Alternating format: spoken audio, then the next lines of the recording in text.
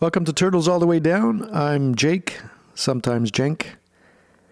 Last summer, I spent most of the summer alone on a house on a hill on the Aegean, which is on the coast of Turkey. I was pretty much on a house on a hill overlooking or very close to seeing the Greek island of Lesbos, so I'm kind of in that range.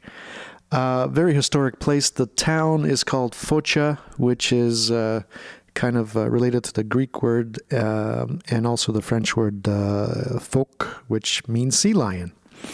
And has an interesting history there, going back to ancient Greek literature even. Homer, who the author of the Odyssey, and written stories around that area, and he talks, or he writes at length about certain passages about the sirens. And the sirens, which, as the story goes, these sailors are going by the coastline, and they hear what appears to be singing of voices of women, and they're drawn to the shore, and they're drawn to their death and their demise as a result of that. And the people on board have to cover their ears as they go by, not to be drawn into their deaths. So that was going on. But the sirens are kind of interesting, and they're related also to the name Foça, or sea lion. It seems like there's an old tradition of sailors coming across, mermaids, for example, is another example of it. Sirens are another example of it. And mermaids, when you think about it, it would be pretty easy to mistake a sea lion for a mermaid. Kind of a foggy day, you're sailing by the shore, and you see something kind of swimming around, has a length and kind of like a what looks like a mermaid's tail. I don't know if you've seen some of these sea lions. They have some beautiful eyelashes. Maybe they look like a woman in the distance.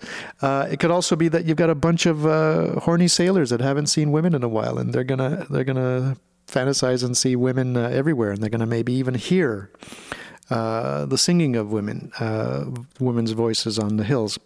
And where I was living on the hill, apparently there's these rock formations that, and it's kind of a windy area. When the wind whips through it, and I did hear this sometimes, it kind of sounds more like whistling and wailing, but you could think of it as singing voices in the distance, and it could be a little odd and creepy. But I was drawn there. I guess it was kind of a random thing, because I knew some people in my family friends that had a vacation home there that they weren't using. They allowed me to use. So that's kind of why I ended up there. But that area is rich with a lot of history and philosophy as well. You've got, a lot of the great Greek philosophers that we study in ancient philosophy classes. A lot of them were kind of in that region, in that area. That part of Turkey and the Greek islands was the home to a lot of these ancient Greek philosophers that we respect and study so well.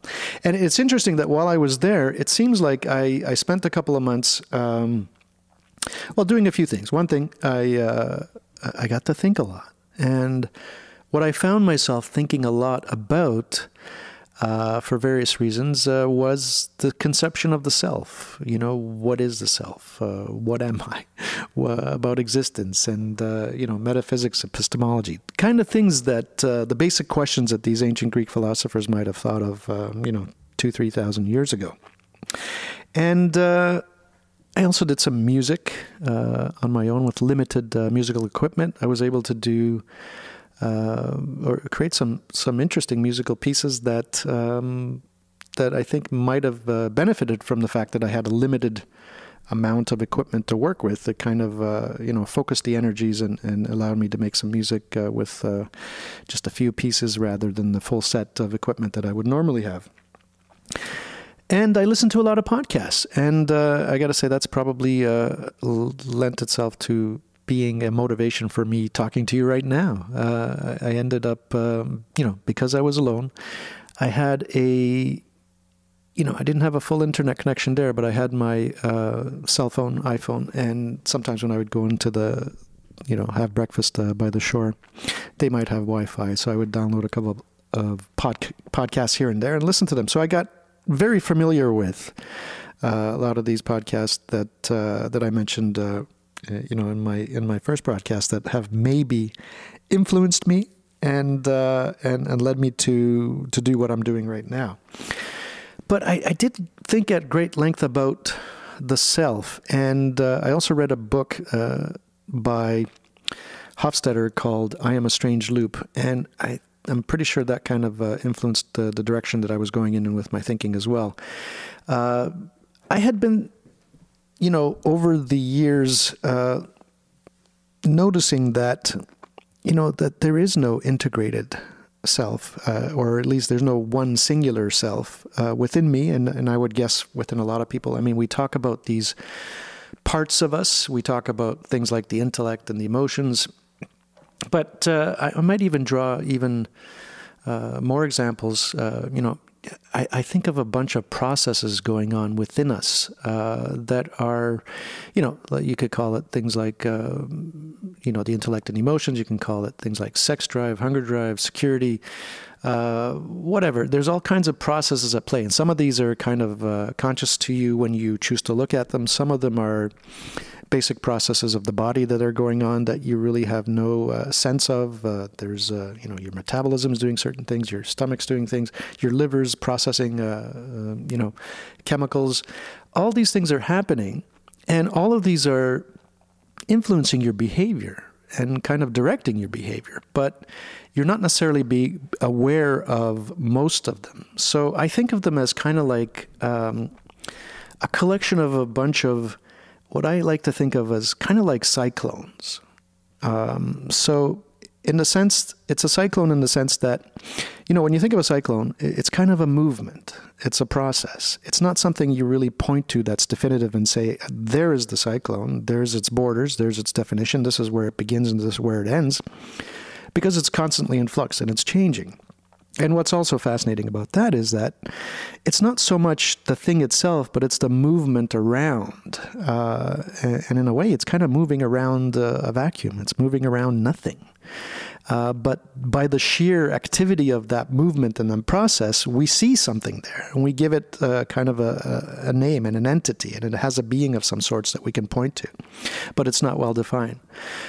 I think of the self like that. But instead of one cyclone, it's kind of like a collection of a bunch of different cyclones. So your intellect is one, your emotions of various kinds. You could, choose to define them in various ways.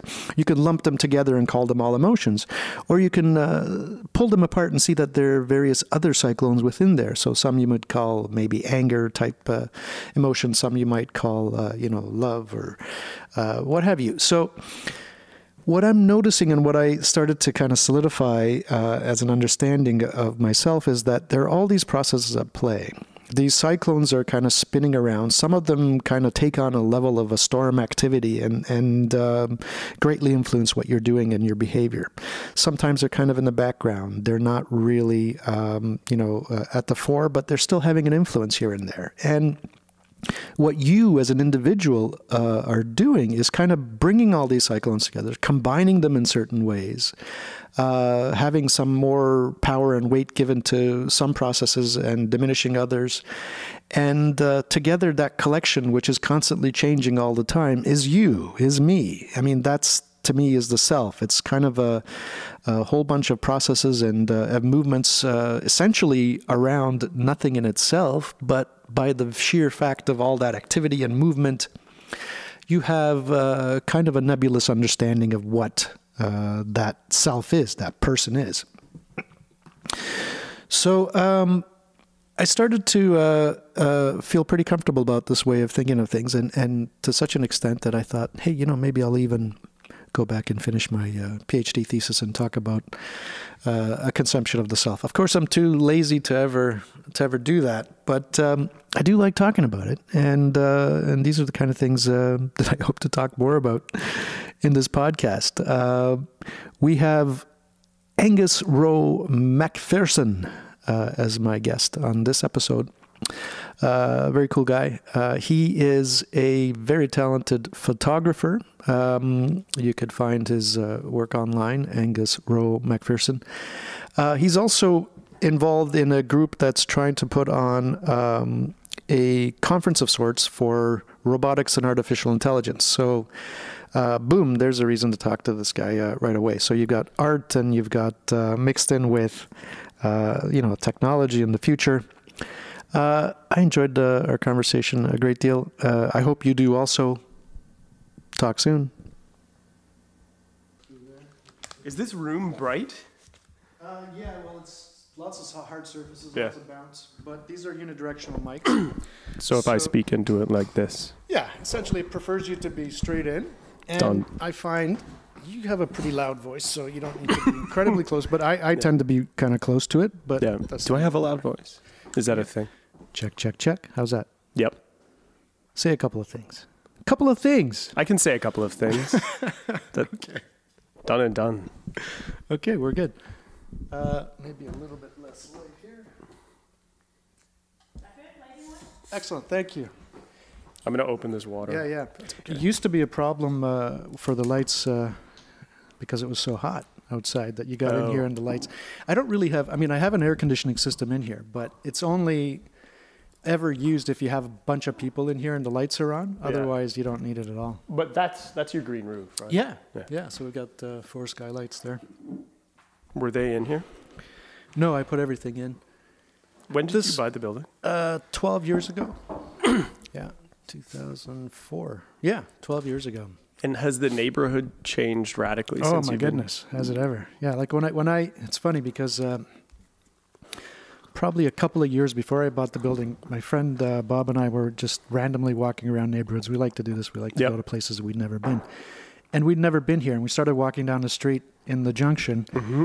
And it just blew our minds. It's like, this is a fucked up place. You've got massage parlors. You've got like computer stores with like Commodore PET in the window. You know, like it's already 20 years removed. I used to come out here because there's a Maltese bakery at Runnymede out there that was the only place you could get good pastizzi. And so I would come and get pastizzi there, which...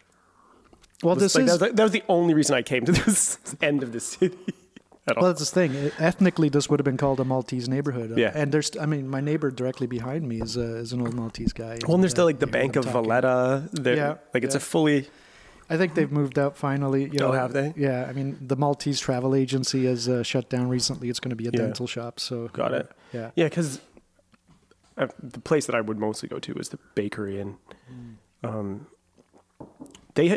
they appeared to get, to the extent that there's such a thing as a Maltese dignitary, all of them would come through because this was... With the sash over his shoulder. But this was the biggest Maltese diaspora. Right, that's true. I think, at least outside of the Mediterranean. I think totally outside of Malta, that's what I heard. Yeah, this is where they all... Yeah. How and why that... I don't know the exact story, but this also used to be... it's called the stockyards, just on the other side of the track. So you have all these, slaughterhouses and meat processing plants. And I'm guessing some Maltese guy moved in, worked there, and his cousins came. And then, it's just kind of like a cultural build. It's like, culture. You just need a seed. That's usually what happens. Seed human, and then the rest sort of follow. And I guess that is what happens. And but it is fascinating looking around Toronto. Those patterns of inhabitation and how these communities sort of grow and then they fade, and some of it makes sense and some of it's just for example, there's a concentration of Jamaican and Caribbean neighborhood along Eglinton and Marley. So it seems like they've coalesced around the street Marley Street. Isn't that interesting? It's a comfortable name. Maybe for it just us. felt right, Yeah. And also they said a lot of Chinese immigrants preferred places like Richmond, BC, and Richmond Hill because it sounds like rich man is what I was told. A lot of them just chose that. My interpretation with in particular Markham, Richmond, Brampton, why do those communities attract Chinese and Indian immigrants is just. if you have money in India, you still can't buy that lifestyle. Right. Whereas here you can come and for relatively cheaply, you can have a pretty palatial brand new home. Yeah. And it's just, my interpretation is that it's just lifestyle decisions, but. And you know, maybe the names have something to do with it too, because even like Brampton kind of sounds like Brahmin or. Yeah, those are interesting. Like, I mean, and there's, and I don't know how much of it is apocryphal, but the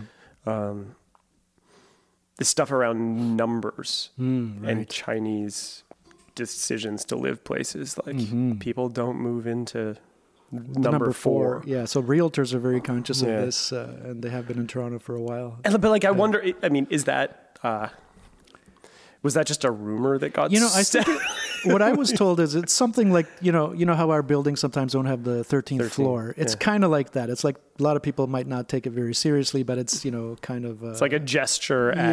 It might be that, but I mean, I guess some people are superstitious. They're going to make it. I guess, 4 is, at least in Japanese, it's shi, which is death. Oh, really? And so there's, and I don't know what the... in it has some association to death as well, is what I've been told, But those are funny. Yeah, that's why you see listings for, 1.888 million and 888,000. Yeah, and August 8th, 2008 was like this crazy spike for weddings. And there was apparently like a lot of people trying to have babies born on 888. Isn't that amazing? Yeah. Just well, I mean, people obviously thinking about forces beyond their apprehension and comprehension that somehow control their lives. And isn't it odd that they think numbers and the magical words sometimes have kind of a portal and an outlet to that dimension? Yeah, and I mean, the thing that I wonder is I think it's easy to see it when it's another culture having those sorts of beliefs, and it's difficult to recognize when you have them, and because they're sometimes pretty instinctive, and I don't even know what... I mean, like power around whatever words, right? Like curse words, and they have this like force. But it's we're no strangers to that, right? A lot of our old and even religious traditions, like even the Judaic religious tradition, the word is people fundamental. Of the book. And it's they have, well, for lack of a better word, magical qualities in the sense that by saying them out loud, something happens. Some kind of a bond is made with the Creator. And even if you think something like marriage vows, it's the saying that makes it happen. It's like when you say "I do," you do, and therefore you do. It's the word. Yeah, and I mean, in that case, it's funny. When I got married, I was I was a bit surprised by how much I meant it. Yeah, that's great. Because like words unuttered do seem a bit inert, and then when you actually are saying them, but then it's tough to disentangle like what component of it is the word and what component of it is saying it to your partner in that context. So what do you think was the difference there? Was in front of other people? Yeah. Was it that you were just taking it more to heart and being more in the moment and experiencing it than you normally would? Yes. And, and I think a part of it is like the performative aspect of culture.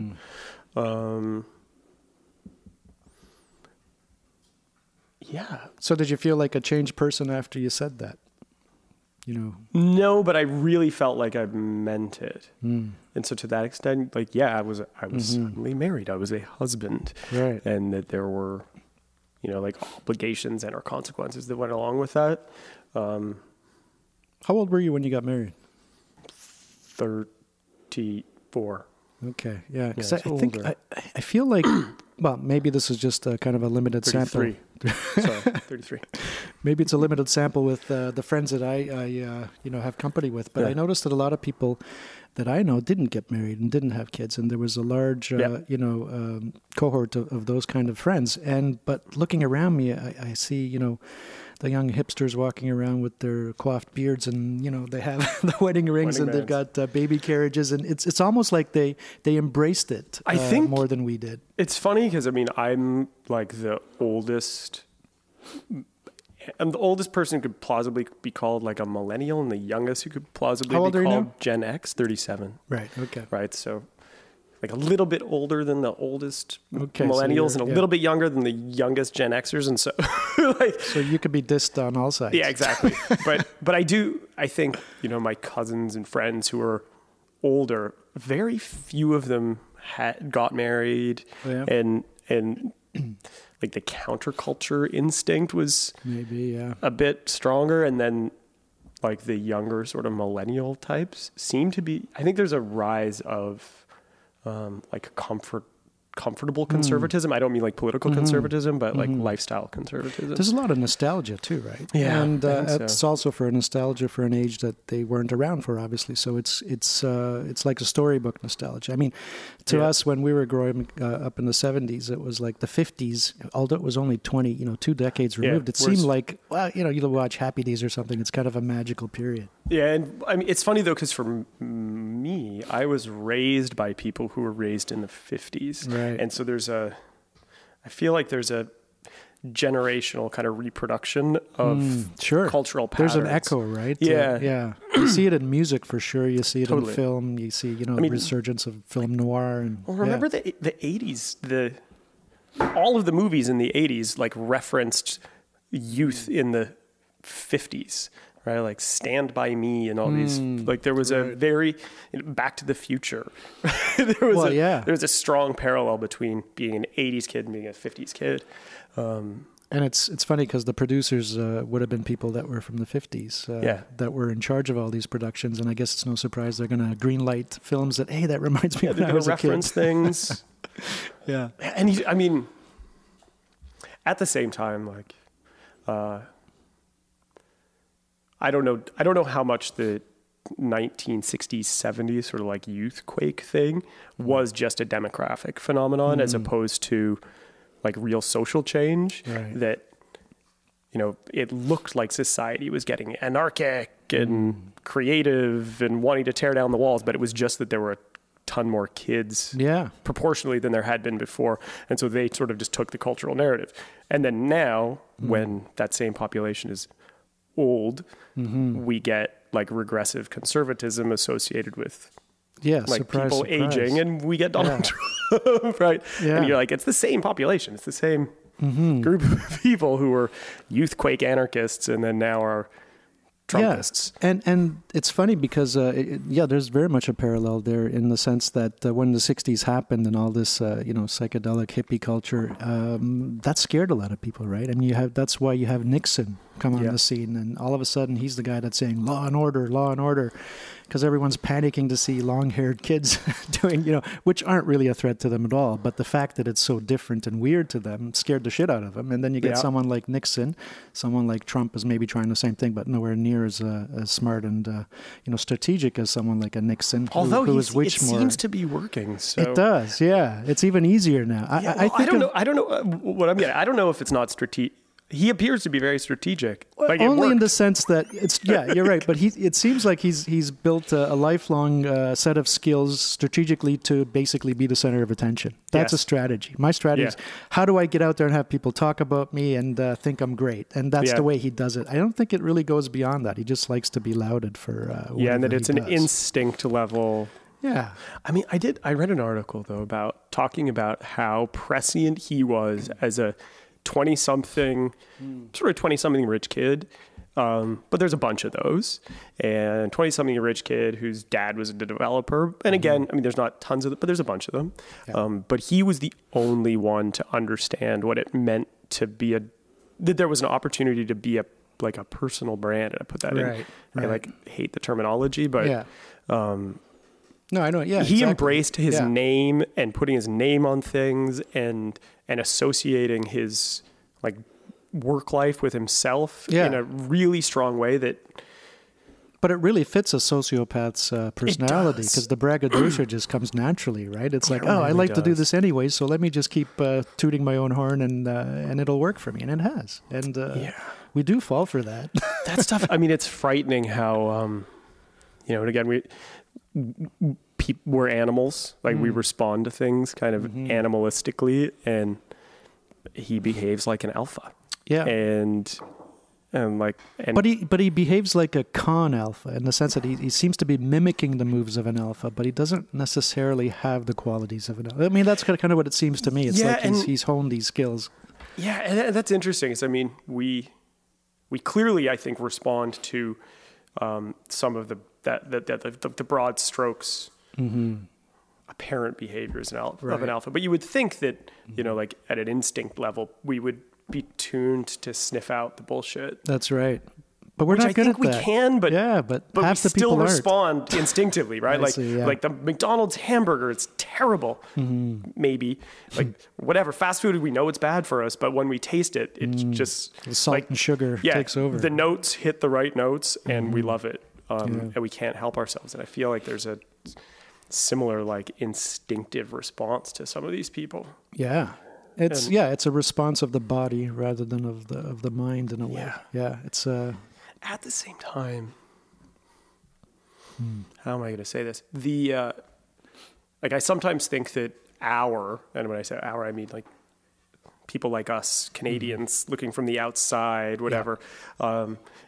Even like Democrats in the United States tend to write off the like legitimate impulses that lead to people supporting somebody like Rob Ford or Donald Trump. Right. Yeah. And it's very easy for us to just dismiss and say like, oh, they're dumb. Yeah. They're sheep. They've been tricked. They've been conned, whatever. There's some truth to that, but it's kind of but then I don't know that I wasn't tricked. Yeah, exactly. Like, we all are. I mean, we're all susceptible to our propagandas that work on us. and maybe it's the real project of politicians is to, like cut through in an ideal world, their role would be to cut through some of that and find, first principles kind of good luck solutions. With that, right? Yeah. But I do think that when just saying like they're the uneducated, unwashed masses who have been duped, I don't know that it's that helpful. No, maybe not. Yeah, and it's certainly not helpful in terms of turning it around. It's like you can't convince anybody to change their mind by denigrating them. It rarely seems to work. You're dumb. Do what I think. I mean, that's the reason that there's this backlash in the first place. It's kind of this anti-elitist, anti-intellectual, basically people who seem to know the answers. These people are, fuck you. You can't tell me what to do. And even if you have some scientific backing or some reasoned forethought about it, it doesn't matter. So coming at it with kind of an intellectual argument to show them why they're wrong, it's not going to work. Right? Yeah, it's almost, it's almost proving their point. Yeah, exactly. And it makes it stronger. Yeah. So it's kind of a positive feedback loop in anti-intellectualism, trying to fight it with intellectual arguments. I mean, the tricky thing is there that, at any given moment, like our intellectual or elitist point of view is, I'm going to say it's our best guess. Yeah. Right. Like, I think that most people who are academic or whatever are they're trying hard. However, right, like in the sweep of history, like we've done a pretty good job of being wrong at like many of the intermediate steps. And so, like the criticism of the elites and the academics, yes. It's true. Like, right. Yeah. Nobody knows what they're doing. It's just I mean, it's baked right into the system that we're going to be wrong. The scientific method always is we're right until we're righter, the next theory or version of it. But I guess what we do as the intellectual elites is to talk about it as if they are hard and fast truths, because that's all we can do. Because this is what we have. It's kind of a provisional truth. Like everything you find in science is a provisional truth. So we say this is the truth until it's not. But when you say that out to the general public and then they find it changing all the time, they're saying, hey, wait a minute, you told me that was the truth and now it's not, so you must not know what the fuck you're doing. Well, and it's sort of like a compounded problem is even if you do say it's a provisional truth, now you just sound like you're waffling. And That's you don't know what you're talking about, right? And quickly into nihilism, right? Yeah, it's like, so you're like, either you're strident and get proven wrong, in which case, like, people think you're an idiot, or you hedge, in which case you just sound like a waffler. Yeah, you're waffling. Yeah, how do you win there, right? Yeah, I don't know. I have no idea. It's hard to play that middle ground. It is funny, though, because I think that I've talked about this with a few people, the Canadian approach such as like to the extent that that's a thing, is to be understated. Like we, I think, instinctively like understate our cases, and like it's a little bit embarrassing to go out in public and say like, I know I'm right. Right. And as a consequence, when Canadians go and try to do things like raise money in the valley or whatever, they come off as uncertain. Sure, Like when you're understating your case in a context where everyone else is overstating their case, you just sound like you got nothing. Yeah. But you know, we learned that game though. Yeah. Yeah, but what I'm getting at is I think that scientists and are like the elite, the academics, whatever, have the same problem. They're kind of like just the Canadians. They go out and they understate their case because they're hyper aware of the exceptions. Right. They don't want to be an asshole. No, but then in a context where everyone else is overstating their cases, you just again sound like you got nothing. Yeah, that's true. And I don't know how you get over that like communications hurdle. Yeah, but it's a hurdle. You know, speaking of the Valley, there I was involved in the tech business in the 90s, and there were a lot of Canadians that were participating in that game, and they learned very quickly to be basically their own hype men. And you know, I'm kind of guilty of it myself when you're talking about some of these fanciful business plans that, you know, you're forced to put down on paper, but you know is kind of bullshit. But you kind of blow it all out of proportion, and everybody talks a big game because that's part of the game. It's like if you inflate this balloon that is you, your brand, your company, your startup idea, it's not necessarily that you're going to come to fruition with anything with this. Sometimes it's just that, hey, you're going to get the attention of some big company to buy you out, and there's your exit strategy. Unfortunately, more than half the companies were basically, their real business plan, despite what they put, was that we're just going to talk a big game and hopefully somebody will buy us out. Yeah, hopefully or not even that. Hopefully somebody will just give us some capital to figure it out. Yeah, so there's a lot of that, and we figure out that game. I do think, though, that while there are a lot of Canadians in particular in the Valley, there's been a selection bias, right? So the people who are like that are there. Right. And the people that are left here are then correspondingly less like that. Right. Or do they just not get the opportunity and they'd be jumping there in a heartbeat if they got it? I don't know. I wonder. Yeah, well, what I mean though is that like the hype man sort of Canadians are in the Valley, and then the people who are in Toronto or just or wherever in Canada are a little bit less hypey. Yeah. I mean, and that's such a feature and a bug. Like, and I talk about this a lot. There was this recent startup whose name is escaping me. The eggless mayonnaise people. Okay. That ended up getting into a litigation with, I think, Unilever. Doesn't matter. Yeah.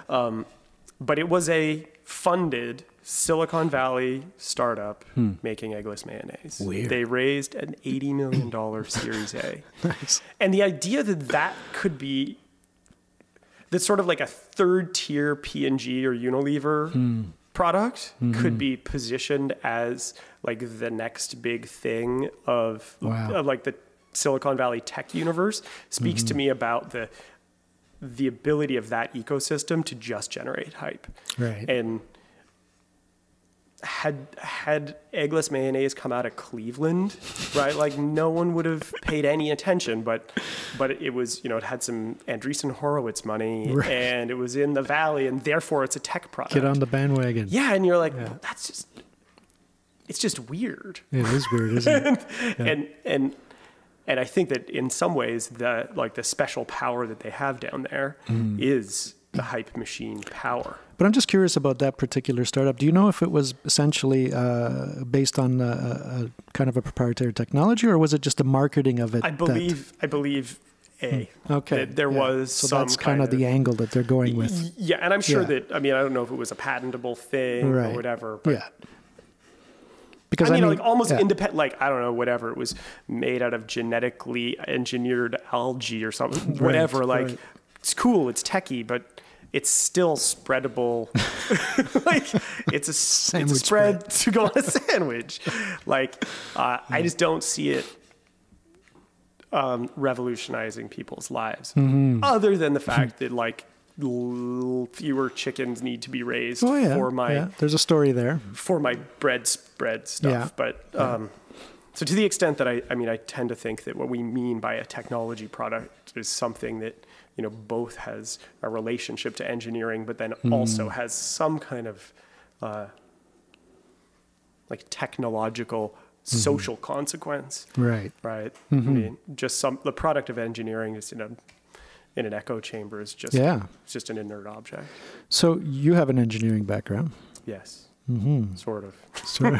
Studied. Were you the kind of kid that liked to take things apart and figure out how they worked? Is that, I always imagine like engineers are kind of like things that. Apart. Then putting them back together. Right. But yeah, that's funny. I have a bunch of memories as a kid, like literally thinking that I ought to take things apart a few times. Oh, really? Interesting. Yeah. So I remember in third grade going through this whole process of taking apart radios and looking at them. But so what was the compulsion? Was it social? Was it internal? What do you mean? I don't know. I think there was like a suggestion, which is literally what you're referring to. There's a suggestion in the world that like sort of like technologically apt kids did that. Right. And so like, it's a performative expectation. Yeah, exactly. Yeah. And but I did it for sure. Well, fake it till you make it. Yeah, and I made transistor radios as a kid. And cool. I had like a ham radio. I was just going to say, were you one of those ham nerds? Because I knew a bunch of them because they transitioned right into the computer tech revolution. A lot of these there seems to be a huge overlap. Yeah, and I think I was a bit young for it, so I got into it because there were some older guys who were doing it, and I made some radios, but never really. I didn't ever get into being like a ham operator person. Right. Like I never had a call sign. That's kind of like the Steve Wozniak era. All of those tech nerds, they were all into ham radios, and that was kind of their internet. Yeah, well, and that's it. I grew up on Baffin Island, and there were a couple of people there who I think were acutely aware of the isolation and got in pretty early into bringing in things like satellite television was well established by the early 80s in a way that it wasn't in most of the rest of the world. So you were getting HBO before we were. Well, did we get HBO? I mean, no, like satellite television in the Arctic would have been like, we got CBS, right? Like, because otherwise we just got CBC, Radio Canada, and then Inuktitut television. Like there were just 3 channels. Curious though, which CBS affiliate would you get? Like what town would it be? Like Detroit or something? Memory. Or would it be Chicago or Maine maybe? It would probably have been from the West. Okay. There was a strong... probably Chicago maybe. No, I would even think... Even further. More west. There was a strong sort of administrative relationship in the 80s. It was the Northwest Territories, and the capital was Yellowknife. Right. And so there was a strong administrative relationship between Yellowknife and Edmonton and Alberta. And so I think maybe we might have gotten stuff through an Alberta feed. Right. Otherwise, I don't know. I have no memory. Minneapolis. Yeah, maybe Minneapolis. But so we had satellite television, and there was a guy who was just obsessed with BBSs. And so as like an 8-year-old, I would log into his weird BBS that then sporadically had connections to other BBSs throughout North America. And so we had this kind of like crappy proto internet. Cool. Yeah. That I was pretty into. So when you first saw that, when you first maybe sent your first message or got it, what did you remember that feeling? Do you remember anything seeing? I loved foreseeing it. What's going to happen with that? Did I foresee? No, it was just a shiny toy. It was just really cool. And I grew up in the era when like there were the Osborne published a series of computer programming books. And so there was like Osborne Basic that was targeted. It was targeted at, 8 to 11-year-old kids. And I was right in the sweet spot. What was your first computer? We had a Tandy 1000. Oh, yeah. I remember those. And so that would have been like 1978. So basically when I was born, we had something. And then we had a Commodore 64 and a Mac Plus. So like the second generation, 85, 86 Mac. Yeah. That was probably my first Mac. Yeah. I mean, the other one, like, I don't think anybody really bought the, like, Mac. People bought Mac Plus. That was That's the right. And hit the product. SC was a big when was upgrade. that, though? That would have been like 85, 86 when the SE came out, I remember. I bought one in 86. No, Okay. maybe I'm wrong. No, I think it was later. It was later. Yeah. That's right. I think it was the Mac Plus was school. 86.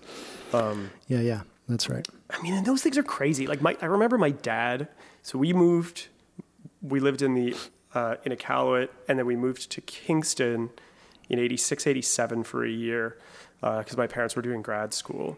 And my dad bought a Mac Plus, which I think at the time it was a $7,000 computer, 6,500, 7,000. I remember my SE was around $5,000. So yeah. And then we got a laser writer, which was like a similar price. And so you're talking like, let's call it $12,000 for this unit, which in present dollars is, I don't know, like $30,000. Yeah, it's nuts. Yeah. Like, what in the? Like it blows me away that people were doing that, and I don't know if my dad was just kind of a nerdy dad. But there was this population of people, and a fairly big one, spending, like a whole car value on a thing that, like, then I took it and I played Lode Runner a lot and like store recipes on. Yeah. And I mean, like, and I programmed and I spent a lot of time on BBSs or whatever, but it like, at the time, I don't think there was like a clear path from like personal computer to like tech billionaire. Like now I see I'm sure there's a lot of parents who are like, I'm going to buy my kid a laptop because I want them to be a tech billionaire. They're thinking ahead, he's going to be Elon Musk. Yeah. But then it was just a shiny toy. And 30 G's is a lot of money to spend on a shiny. Well, that would almost require that your dad be a nerd. Otherwise, it's probably not going to happen. Yeah, and I mean, there's an early adopter kind of element thing there, but yeah. So I tend to think that my generation, and there's going to be a few other people in the like just under 40 age bracket, who have had computers at their house their whole life. Yeah, but. Like if you're I'm 37, if you're sort of over 37, 38, it's not possible because they didn't exist. That's right. Although I guess maybe people had like Atari. I had a Timex Sinclair. I had a Texas Instruments TI, what was it, 99.4A. It was like 4K computer. Wow. Yeah, and there was no storage in it, so I would write a program and unplug it, it would go away. Then I figured out you could stick a cassette recorder to it. And it's like the VIC-20s had the cassette storage. That's right. It was around that era. Yeah, that stuff is so funny. I wish I had stuck with it, though. Yeah, I saw a thing just yesterday on whatever, like Gizmodo or something, that there's an auto body shop in Poland that still uses a Commodore 64 for its like tire balancing or something. Like it's still like a straight up working unit. And I thought about it. I was like, I want to get a Commodore 64 again. Wow. Those things were awesome. And they were bulletproof. Yeah, I wonder if they'd turn on. I guess they probably would. Well, this guy's does. Yeah. And so I went on eBay and I was like, I wonder how much a Commodore 64 is. You can buy one for whatever, $150. Really? And allegedly they work. I don't know what you would plug it in. Like, I don't know what is the interface to a display though? Like then you have to go buy an old RS-232 or was it like SCSI or something? I don't know. But how do you, like, how do I plug my HDMI into that? I don't know. Need old parts. Yeah. And I don't know how you do it, but I do think that era though, the kids who grew up, we talk a lot about kids born in the 90s as being digital natives. I think that terminology is kind of faded, but we talked about it for a long time. These people who grew up and they were always on the net. Yeah. And I think about my experience, which was, like maybe a bit of an early, but a transitioned onto being online all the time. But my early introduction was not super technical, but like, I learned what a for loop was pretty early. Oh, yeah? I learned that, like, you shouldn't use go-to statements in BASIC because that was spaghetti code. like there are things that I learned, like, as a little kid. Wow. That I don't know that a lot of people now, even the digital natives, again, in scare quotes, have as, like fundamental a technical No, I introduction. doubt they would, because it's more surface level programming. Yeah, and I wonder how, I think there's been a lot of optimism about like those people then becoming like naturally transitioning into being sort of technological innovators or whatever. But it's not clear to me that just because you played with Facebook a lot that you not like at all. that you can make Facebook. Yeah. Although maybe you can be involved, like it gives you some design insight, but but not like technical engineering insight. No, I mean, like the guys that were designing, as they say, Wozniak and his cohort, they were, they're doing machine language, and they're right into the core of. Dude, like he was like soldering like little resistors on boards and stuff. I doubt many people could pull that sort of shit off. Yeah, although I mean, then there is the maker revolution, and there are a lot of kids now, who like my kids are 3. They have not actually soldered themselves, but just the other day I was getting them to use like the little solder extractor. So they were like soldering something. They suck the solder out. So they know. At the age of 3, amazing.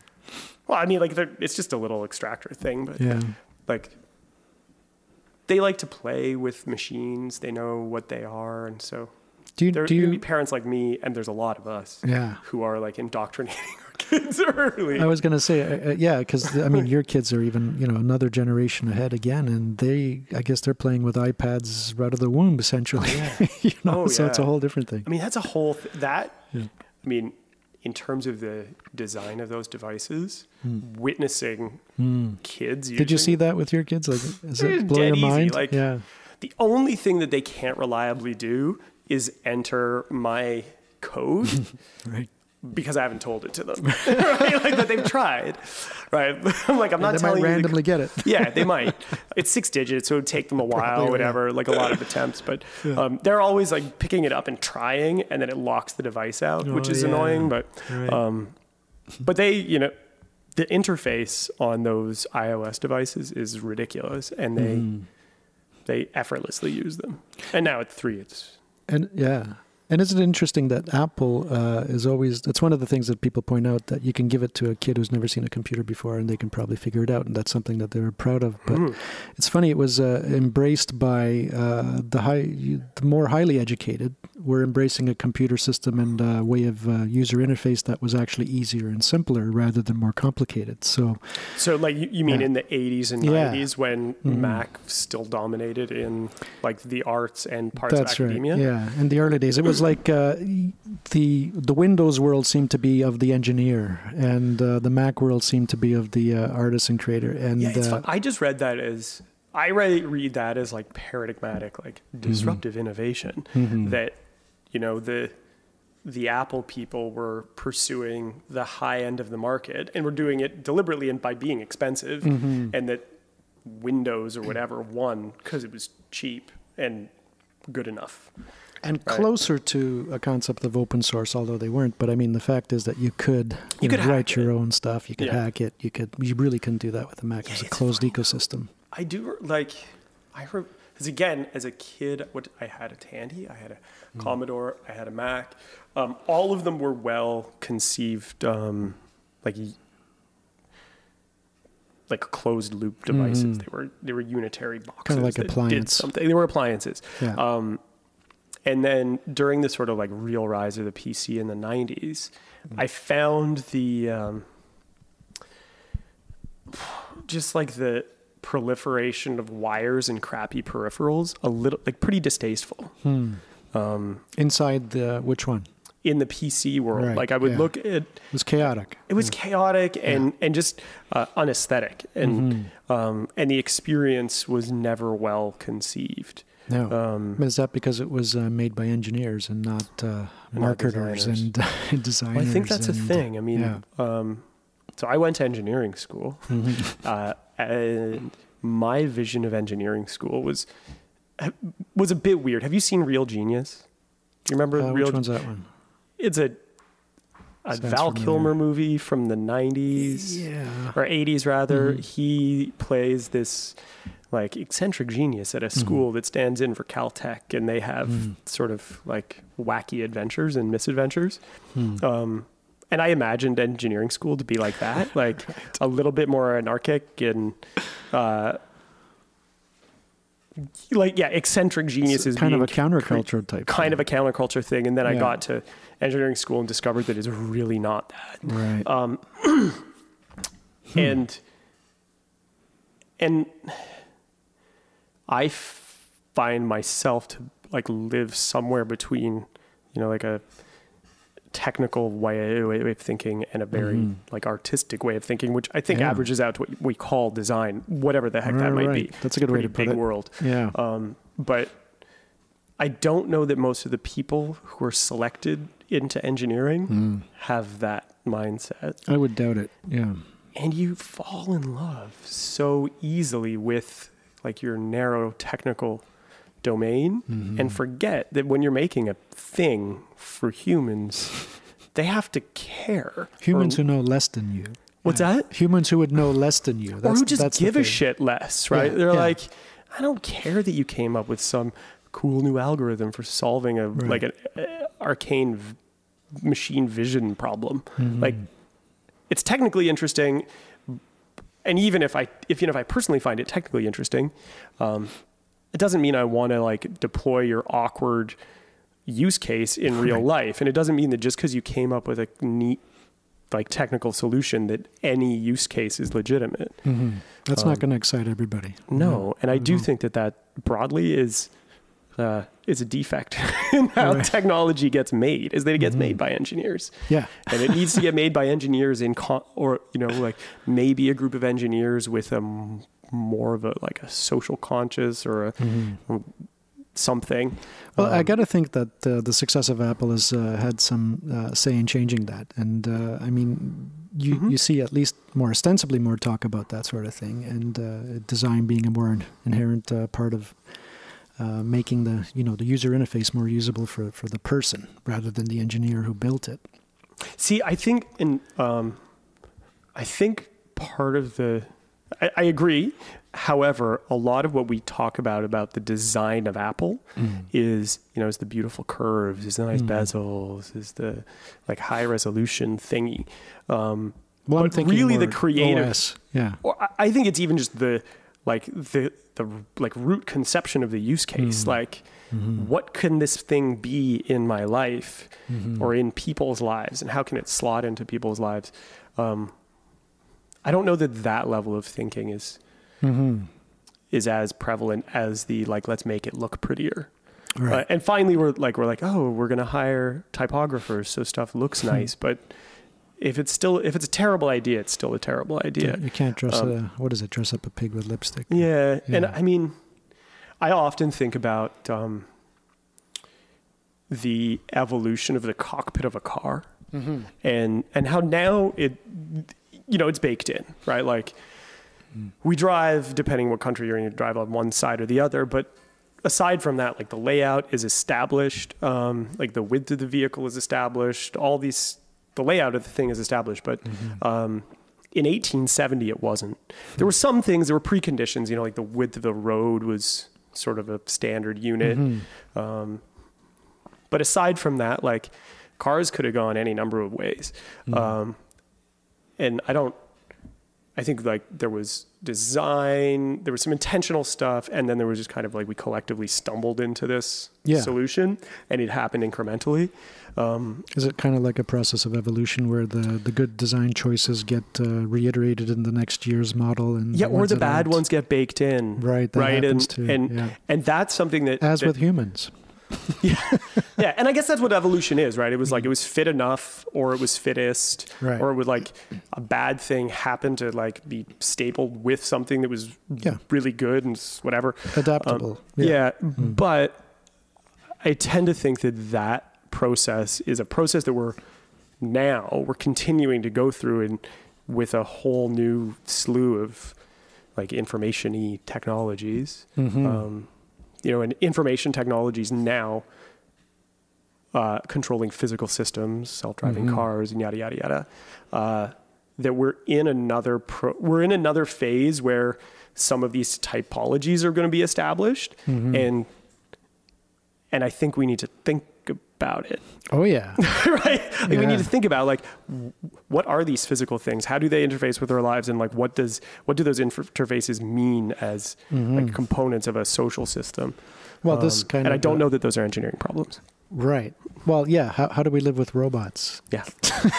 Like, I mean, I don't know, like, what are they? Yeah. Right. I mean, there is the self-driving car, and I've seen like several people have said this, but self-driving car is going to sound in 50 years as a description of what that thing is going to be, exactly like the description horseless carriage sounded about cars. I think you're right. And it just means that we haven't figured out what it is yet. And there are definitely people who are talking about, I just saw a tweet earlier today, which was, if you're going to do a startup, don't do a self-driving car startup, do a startup that's built for the world that self-driving cars exist in. That makes sense. Right. Yeah. And it makes perfect sense. Like, it's too damn expensive to do a self-driving car startup, but you can probably do like a self-driving drive-through startup or whatever. I don't know what it is. Be the fish that clean their teeth, you know? Yeah, exactly. Yeah, the shark's teeth. And so there are people definitely thinking about, and I think quite deeply, the like knock-on consequences, but they're going to be big.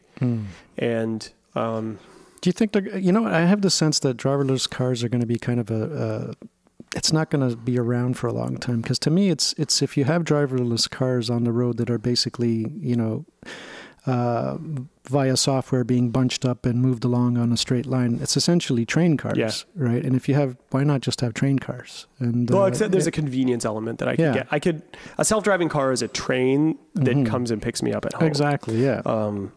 So it's going to be the domain of the wealthy at some point. Yeah, or that they will become infrastructure level systems, and I think that that probably is the case. I hope that's the case. I mean, I think that the biggest thing that we stumbled into with the rise of the automobile was not so much the physical layout of the cockpit, but was the physical layout of our cities. And it's apocalyptically bad, and like we really fucked up with like the level of accommodation that we gave to cars. Oh yeah, no doubt. And I think that we're in a phase where we can address some of that. But it seems like we're going to just make it more efficient in a sense that if we have automated cars, then you're going to be able to fit more cars on the road. Yeah. Rather than changing the paradigm, we're just kind of tweaking and squeezing more out of it, and extending that paradigm. I believe pretty fundamentally that what we call AI systems are optimization systems. Right. And what optimization looks like is efficiency, and what efficiency we like socially have two responses, I think. One is awesome. We are like now getting the same amount that we had before, but we're spending less. Or in a lot of cases, we just use a lot more of it and we take it up to the same threshold. But I think that there's a finite amount of like schlepping around that people want to do, and people schlep around pretty close to maximum now. And so if you assume that like we schlep around in cars as much as we want to already, making the system more efficient, like necessarily reduces its scope. And I think that that's a thing. I just can't imagine that we'll have self-driving cars. And so now people will like, instead of commuting from Oakville to Toronto, we'll just like commute from Oakville to Toronto to Thunder Bay and back in a day, right? Like you're like, you already, maybe, but like you're already spending 3 hours a day in a car. Like you can't. But I think it's something like, referring back to what we were talking about at breakfast, is that if you kind of allow for a window of opportunity for humans to do something to extend it, like maybe having a business opportunity where you do drive to Thunder Bay on a day basis, some people are going to take advantage of that. It's going to just fill in the capacities, and the potentialities will be filled in by users if it's there. People will find use for it. So it's like every efficiency that we create, it's great, but then we have more humans filling it in. Yeah, and like more people just leave the lights on because it's cheap to leave the lights on. We find use for it. I don't know. I'm so in DeepMind, the Google company. One of their projects was optimizing the power production and consumption in Google data centers. Did you read about this? No.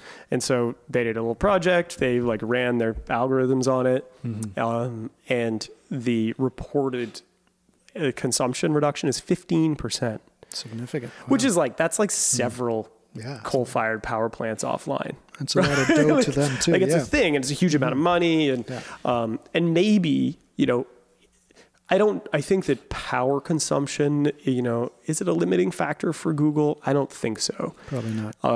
And so in a world where the limiting factor is not their ability to consume power, reducing their power consumption is a net benefit.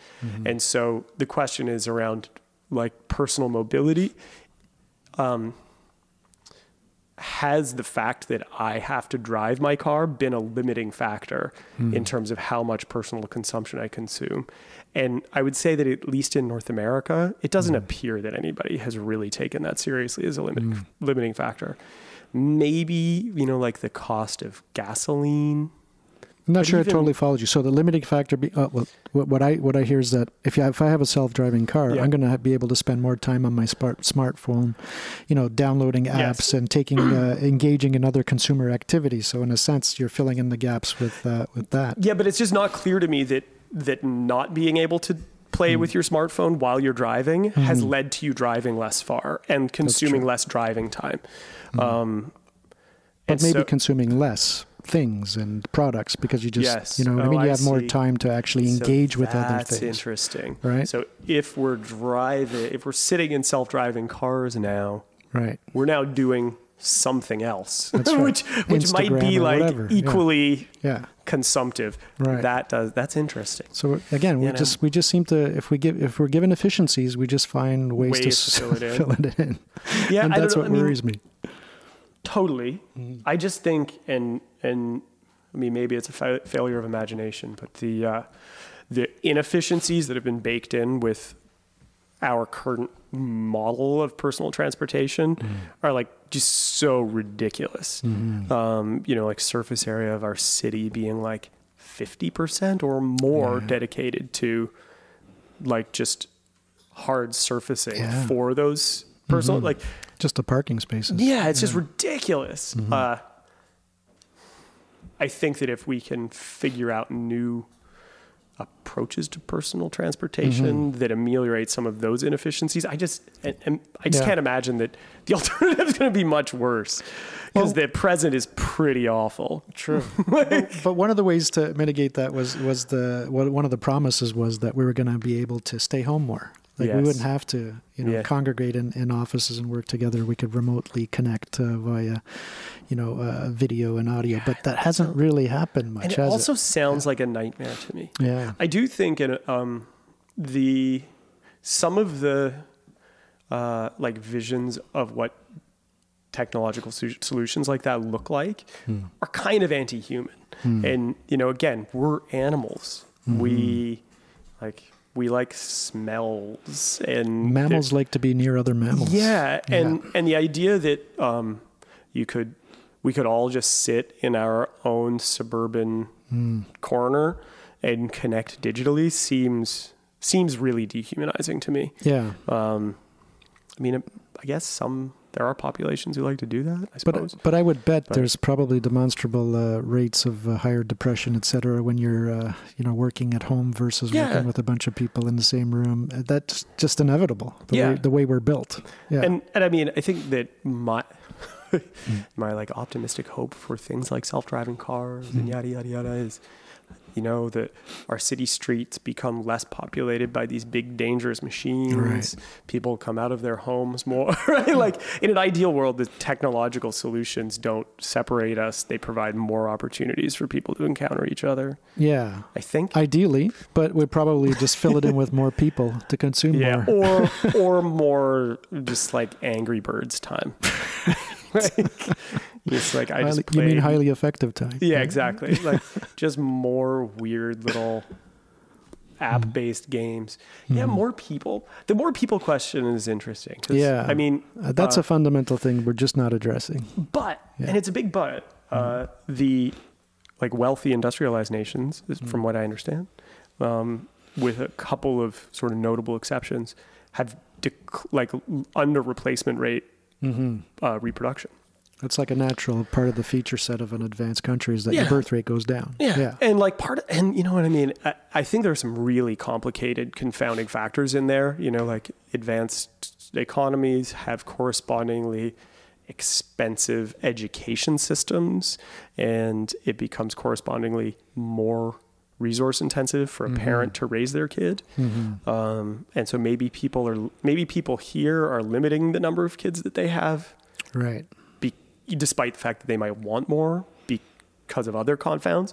But I do think that I don't know of anyone who has 12 kids, right? Whereas, you know, you go back to, in any country in the entire world, you go back 150 years and it's like everybody had 12 kids because like you needed somebody to like schlep wheat or rice or maize or whatever it was. But at species-wide, it's also kind of an evolutionary tactic of quantity over quality. If you have like high infant mortality rates, you have, you know, people aren't going to live until got to give them 20. A lot more kicks of the can. Yeah, put out twice as many. If your success rate is half as much, you're still and now we're less beholden to like, you know, the risks of infant mortality, et cetera. But I mean, it's an interesting question. Like, what does, once we've industrialized the entire world and ameliorated the like infant mortality and sort of like food security risks that still exist in some parts of the world. What does the reproduction rate look like? Do we come to peak population at 8 billion in 30 years,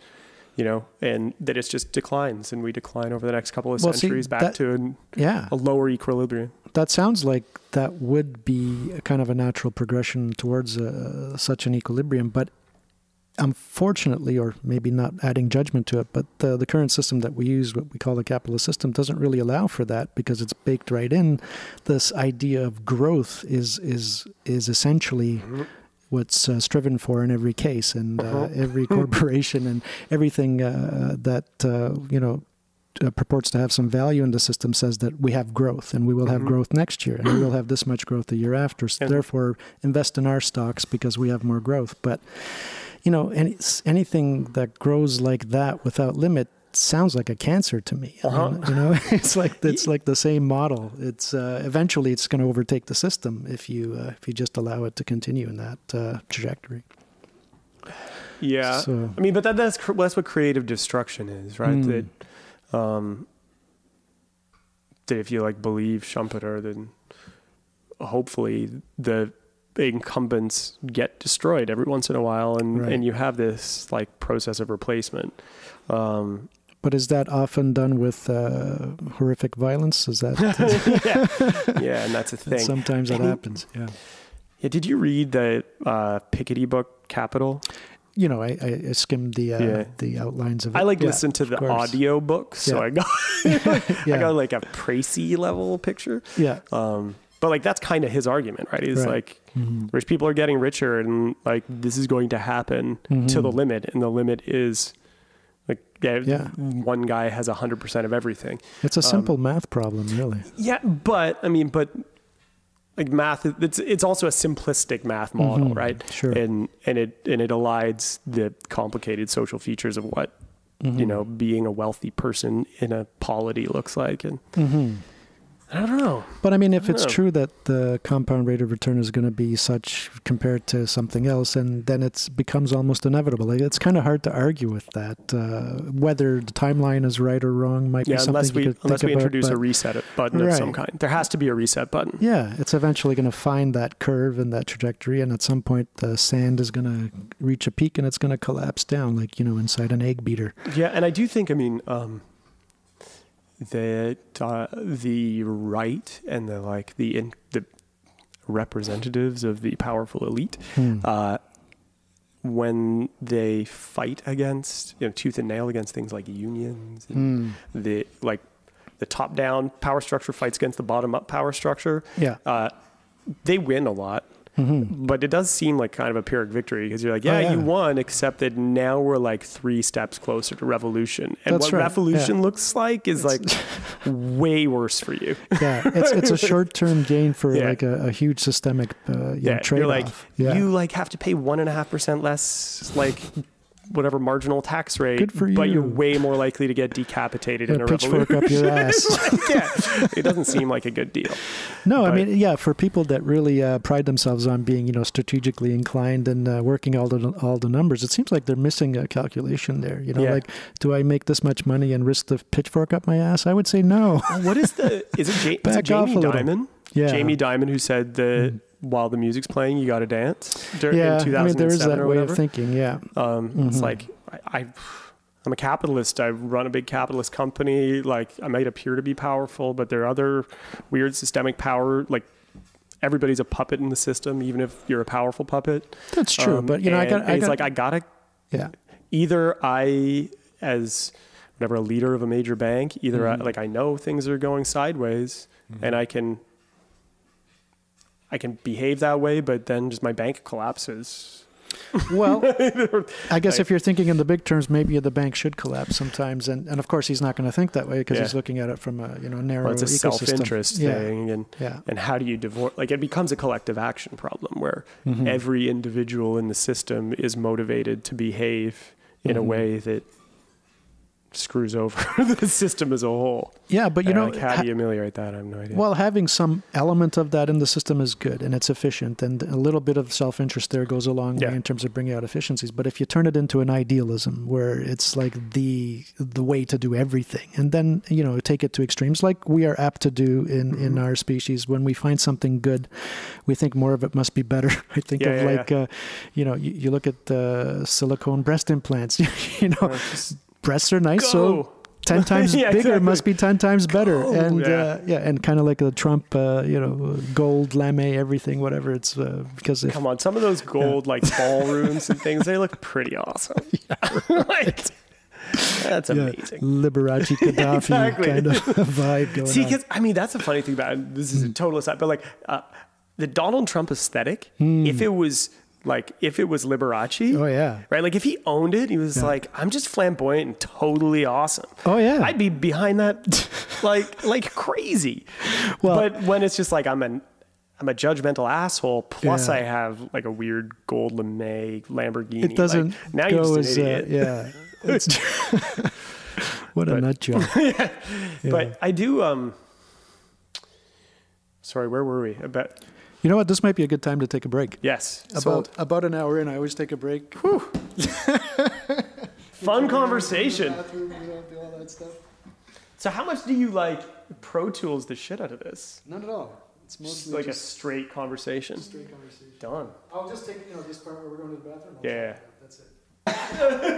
I remember his era though. It was that whole thing was built on coke. The 70s. That's why you have so many bad movies and TV shows. Because I guess when they coked up, everything seems like a good idea. Have you watched Narcos? I have. I saw the first season. Yeah. But I haven't started watching the second one. Yeah, What'd you think of that? Yeah. I saw the first. It was just, I was a kid. I knew vaguely about it. Like, Colombia was, like kind of like the Soviet Union. It was like the boogeyman state. Yeah. I didn't realize like both how pervasive it was and really how bad those dudes were. Yeah. It's entrenched, like it's government and military. It's all, in a lot of countries outside of where we live, it seems like there's kind of a lot of gray areas between those institutions, between organized crime and the military and the government. And we seem to think that there's a delineation, but I think we were also discussing it this morning. It's even here, it's kind of surprising the corruption that kind of bubbles to the surface. Yeah, I think that to some extent, corruption is probably inevitable. I read this, there's a funny book, who authors I can't remember. It's called The Dictator's Handbook. A couple of social science guys. Yeah, so they basically are like two political scientist dudes wrote this book that was a tongue-in-cheek explanation. Like, if you want to be a dictator, this is what y'all got to do. But their core point is that we use the rubric of sort of like democracy versus autocracy as like as though that's meaningful. Right. And they're like, no, it's all groups trying to assert their interests. Power games. power games, and like the only difference is the distribute, like the number of people who are parties to it. And so what we call a democracy is when like there's a lot more people involved, and when we call an autocracy is when there's a lot fewer people involved. But there are, it's still the same, like looking out for number one kind of garbage. It's funny. I find it so instructive just to watch a bunch of primates and how they behave. We learn so much about, it seems like a lot of our political, business, religious institutions are not that much different than what the primates are doing. We just build a lot of artifice around it. We have a lot of complexity with the culture that goes along with it. But really it's chimp A wants X, and how does he get it? Well, he does this and he manipulates chimp B or what have you. And that kind of shit is going on all the time. I mean, I think like in his raps, we're animals. We're mammals. Like, and I think that we can dress up a lot of what we do and like pretend that it's about logic and there's reason and rationality and yada yada yada. But ultimately, like, we're animals. We have like continuous viability as a problem. Like, we got to keep ourselves fed. Yeah. We're interested in reproducing. Like, those are our motives. Yeah. Like, in the absence of those motives, like, I don't know, we don't do anything. Yeah. Right. Like, in the absence of like eating and reproducing, like people are just lumps of flesh. Like, don't do anything. But isn't it interesting that we are creating things not of flesh to have our supply our fleshy desires, and we get back to robots here. Like, what is a robot? What is this AI that's? I mean, you're involved in this thing called Rift that you're about to put on in the near future. Yeah. So what's that? A bumpy road there, right? But it's going to happen by the sounds of it. So what's that all about? And then I'd love to hear more about AI. The point of that project is to be two things. One is kind of a sort of a conference-like conversation around broadly what like robot UX looks like. Like what do these interfaces in the physical world between people and AI systems, and again, like what a robot is and what an AI is, those are like crazy loaded terms with a ton of connotations that I think have as many interpretations as there are people. But broadly, I would say they're systems that have a parent agency, where the direct relationship between an instruction from a person and the thing that it does has some dissociated steps. And I would argue that in a lot of ways, the things that our phones do are already pretty elaborate AIs, right? Like, we charge them with reminding us about things. We ask them to do all kinds of stuff. And those systems are getting more and more sophisticated, and we're just getting into a world where that level of agency emerges out of kind of low consequence virtual worlds into high consequence physical world, the high consequence physical world. Like, there's just one of it. Right. And what that looks like from a design, from a use case, from a social consequence point of view, I think is unexplored. It's a largely unexplored territory. As we discussed, engineers aren't super good at taking that point of view. So we're designing autonomy into these systems to a large extent. I mean, the reason that we call it more sophisticated than another system is if it seems to have built into it more autonomy, the ability to analyze and make decisions and learn. So and I think that the key point is that seems to, right? Like all of these are human scale. It's always a human scale question, and like an AI is a behavioral phenomenon. It's not an internal phenomenon. And AI is the thing I identify. Mr. Skinner. But I think that's a thing, right? Like, and a lot of the technical conversation is around, the details, details of the inner workings. And there's a famous roboticist who's Rodney Brooks, who invented or started the iRobot vacuum company. Oh, okay. Yeah. And he developed this rubric called, and now the name is escaping me. But this is doesn't matter. So iRobot's a Roomba. A Roomba. Yeah. but he has a famous slide, or he has a slide that he uses in a bunch of his presentations. That's robotics and computer vision are enabling technologies that are not products themselves. And it's difficult, I think, for engineers who work on those systems to understand that no one gives a shit. That like they're like, whatever, it's a robot, I guess. What does it do for me? Neato, what does it do? Yeah. And making that transition is difficult, in particular because those are technically the most sophisticated things that people make. And so they're broadly made by people who love the technology. Right. And like, well, what do we actually do with them? Open questions. They may be more interested in just extending the limits of it to see what they can do with it. Yeah. Yeah. But then like, what should we do with it becomes a question. And, and, you know, and most of the conversations now are these kind of things that they're sort of hypey conversations around, you know, the future of work. Are robots going to take all of our jobs? Which are semi-serious, but I don't think are as serious as maybe we want to think they are. I don't know. I'm starting to, well, even if it's 20%, you know, displacement of labor, it's going to be a huge demographic thing. Yes. Right? And it might be 80%. Yeah. And how we ameliorate the inevitable disruptions, those are serious conversations. What I mean is the specter of 80 and 90% employment displacement. I think, again, it ignores the animal part of what we're doing, right?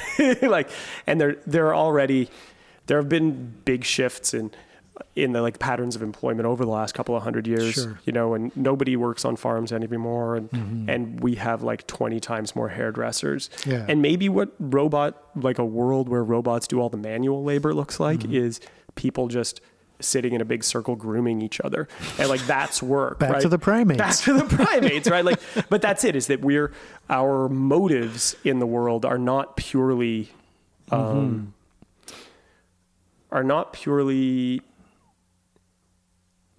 the product of work. It's the experience and the human experience that comes from work, I think. But we're so geared towards efficiency that sort of thing sounds great, but it's probably not, we're not set up to move towards that. It's, you know, if we get, are we just going to make work projects for people to waste their time with because there's an opportunity there. There's displaced labor, and someone thinks, oh, I can start this business that takes advantage of all this displaced labor. Is that what's going to happen? I know like 5 people who have jobs that aren't make work projects.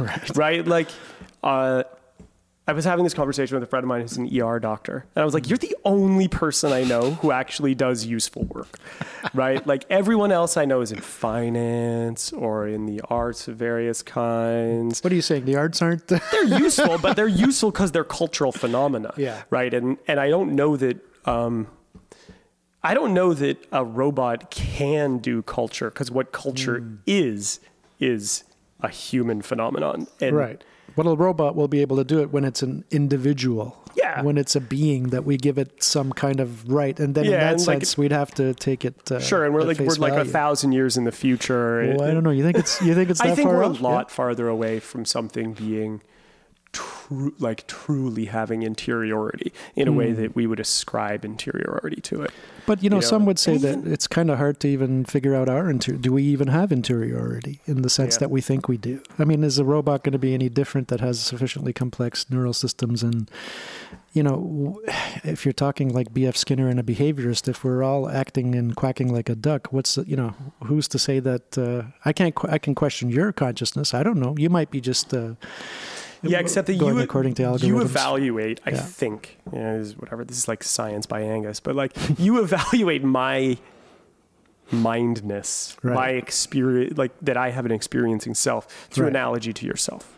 Of course, it's an empathy and it's an assumption. But it's also that you identify like a similar phenotype. And I think the more and more different something becomes from your experiencing self, which is like your one sample point, the less and less you ascribe experience to it, right? So, you know, I'm looking at a picture of a goat. Like goats, I feel like they have some kind of experiencing self. They're like sort of mammals. They got eyes and stuff. But like jellyfish, I don't know. Yeah, it's like you look at octopus, and we have difficulty ascribing intelligence to them when in many ways they could be somewhat more complex and intelligent than us. And, have you read The Soul of an Octopus? I haven't, but I've gotten bits of the info coming from those research projects. It's shocking how they solve problems. They have memory. They apparently are capable of identifying different humans, and they behave reliably. Like they've got See how terrible we are at recognizing it. I mean, here we are. We could have an intelligence right on our planet, inside our oceans, that are as advanced as any alien species we're likely to find on another planet. But here we are. We're chopping them up and cooking them in garlic. They're delicious. You know? I mean, we're totally missing it. Yeah, and I think that's the point. Is that we are good at recognizing human intelligence, that's right. And ultimately the nomenclature that we have like stapled on to these synthetic systems, which is intelligence. Like what we mean by intelligence is what humans do minus the stuff that any other animal does equals intelligence. It's just like intelligence is the unique quality of being human. How convenient. And so like, oh, well, obviously nothing else has that. But I think that like that phenomenon is an evolutionary, I mean, it's obviously evolutionary, but like, it's something that we have evolved to identify other things like us. Identify and appreciate it and value it. But it's like it's things like us. And I don't know at what point we're going to be able to have that same experience with an artificial system. I'm not thinking, I totally get what you're saying, but when I'm talking about these superintelligences, I'm not thinking of it as a human intelligence. It's just another type of intelligence, but so sufficiently complex and behaviorally displaying interiority that we at some point have to say, well, this thing is alive in some very important sense. It's not going to be human. It might be more like an octopus, you know, but and then we have its to alienness. That's what I'm kind of expecting to happen sooner rather than later. Yeah. You know, maybe 20, 40 years, we're going to be up against a being that exists, or maybe thousands of them. Maybe it's, you know, like you said, these specialized systems are built in for efficiencies in very limited sense, but then they start to connect and network, and we have you know, kind of emergent beings of efficient systems connected together to be a more efficient system. And then at some point, the complexity reaches where you think, oh, this thing has got some being, some sense of personness, whatever that is. Yeah. And I mean, like, whatever, there's the canonical like Turing test for that, which is a behavioral test. But the Turing test is a test for human intelligence. Yes. Right? Or not necessarily intelligence, right? And that's it. Is like, I mean, it's a behavioral test for whether or not there's something that's performatively a human analog, right? Like, I don't know what that means. Whatever, like, well, because it's behavioral outward displays. But it says nothing about. Well, there is the assumption that if it does sufficiently display this outward behavioral practices, that there is an interiority. At some point, you have to grant it that. And that's the assertion of the Turing test, right? Which is that. It's the assertion of the Turing test is that that my test for your intelligence is behavioral, which I think it is in part, but it's also analogical, and it's only analogical to me, and I think it's fundamental. Like my assessment of your intelligence is, and when I say of your having an experiencing self, my assessment that exists is like you're like me. And therefore you behave like me, right? Like if you were like me, but you were dead, right? I wouldn't ascribe self to that, but so it's sort of both. That's true. But I have a very difficult time imagining a world where we can positively make that leap about something that we engineered. And so maybe it is like an emergent system. It becomes a property of the interrelationship of things. But, you know, I've talked to a bunch of people about, you know, like, is a city intelligence? Is there a form of like meta intelligence? Like, I don't care. I don't know. Maybe, but I can't talk to a city. We wouldn't be able to know. It's like the bee wouldn't be able to tell you what the hive's doing. Right? Yeah. And I can't talk to a city. So who cares? And so again, I only care about intelligence within like this pretty narrow band of like human scaleness. And it sort of seems like it might be a coincidence if like the complex emergent phenomenon that gets mined just happens to be in a scale that I can interact with, right? Like, well, it almost has to be. Otherwise, we wouldn't even recognize it, right? It would be just all around us. I don't know, maybe Google is conscious. Yeah, I mean, I don't know, whatever. Like maybe our like electrical grid thinks. You know, I've been starting to bring this up because I had in several podcasts I brought this up, in that Jesse Hirsch was recently a guest, and he said something that I found quite intriguing. He said that the singularity is already here. The superintelligence exists. It's just shy. It hasn't really revealed itself yet, and that was kind of a great way to put it. Because if it does eventually come out, such an emergent being, I think it would be smart enough not to reveal itself right away. Maybe. Hell yeah! If I were like, if you know what humans do, if I were a stranded alien, like the last thing I would do would be like, hey guys, like, I'm doing an ET moment. I'm going and hanging out with a little kid, right? That's right. Yeah, I don't think it would be super smart. Like, I wonder how we would respond. That's an interesting question. So, did you read Superintelligence, the Nick Bostrom book? But I hear about it a lot. So, so that's a book that's all about like some sort of increasingly absurd phenomenon, whatever, speculations around what a superintelligence looks like, how it evolves, and then how we should respond. But the counter question, which is, how should the superintelligence respond to us? Right. Is also an interesting question, right? Like, I'd like to see the book that a superintelligence would write about how it should deal with humans. Right.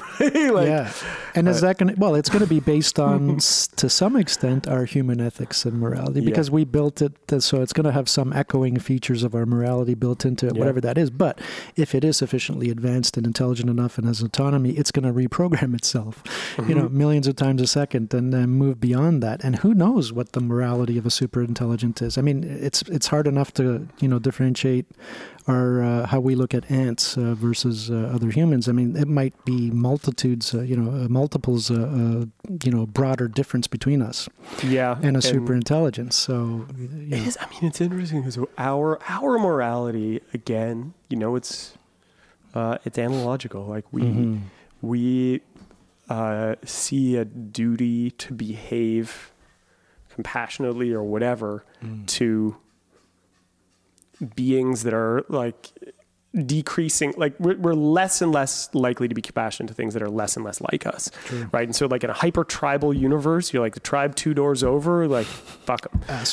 Exactly. Right. But again, the goat, I eat goats all the time. It's not that nice. And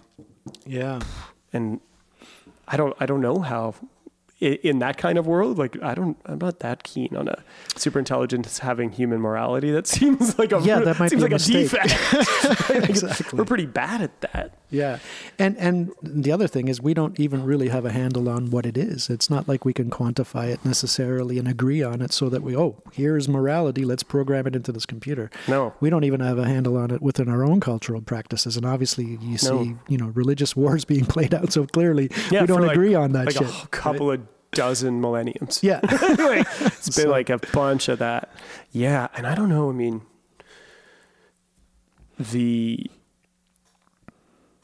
we're just bad at morality. I mean, superintelligence, okay. So there's a system, whatever shape, flavor, whatever that might take. I think it's interesting because the conflicts that we have as people are on varying scales, like resource based, right? Like, I don't know that there would be too many wars if like whatever people lived on different planets and had abundant resources, just didn't have to care. But is that we're like, we all want to eat the same wheat and animals or whatever, and we have finite space, and it's an economics of scarcity. Yeah, there's an element of scarcity. But it's interesting, like, to what extent is a superintelligence, whatever it looks like, where is the overlap between our resource domains, right? Like, if you're a superintelligence that like eats rocks or whatever, right? Like you're made out of silicone, like you just don't compete with us. Yeah, like fusion reactor. What's that? Cold fusion reactor turns rocks into power, and a couple of pebbles keeps it going for centuries. Yeah, and like it's made out of things that are non-biological, and like it doesn't need to use carbon too much. Yeah. And, like... So how do we survive that? Well, no, but why well, the question, it's not really like how do we survive it, but like why would we be in conflict, right? Like, I don't know. But we don't know. You're right. Yeah. We might not be, but if we are, we're fucked. That's that's the thing. So we got to make sure we're not, even if it's a small chance of it, right? That's kind of the calculus in it, and that even if it's a 1 in a billion chance we're going to get fucked over, we better deal with that now. We should think about it a little bit. Yeah, because we won't get a second chance. Right. Once that superintelligence, if it's geared enough to take over many of our systems, you're not going to get an iteration 2. Yeah, it's funny. Okay, and so I'm going to back up a little bit. The 1 in a billion chance. We do kind of have to rank order the risks. It's probably more like 3 out of 4, but anyway. Sure, but yeah, and like, but we, I mean, as a species or whatever, like if we're going to address problems, and there are a lot of them, like we kind of have to rank order them, and they kind of have to be like, there has to be, things further in the future, they get bigger and bigger error bars. Right. And so, I mean, I guess there are obviously open questions about like how near term some of these questions are. So what do you think? What about the timing? Well, I think it's probably pretty far away. I think it's a lot farther away than it seems, and that while we've had recently some extremely like spectacular successes with some of the subsets of these problems, it's not clear to me that we're anywhere close to a point where we can assemble the subsets into a coherent acting whole, given that we don't really have a sense of what that might be. The problem of volition is one that hasn't even been started to be addressed with synthetic systems. So they can learn and they can answer our questions, but they don't do anything independently. So whatever. But I do think that the problems that I think are quite more near term are the uncertain and maybe unknowable consequences of the complex interaction of a lot of these systems when deployed at scale.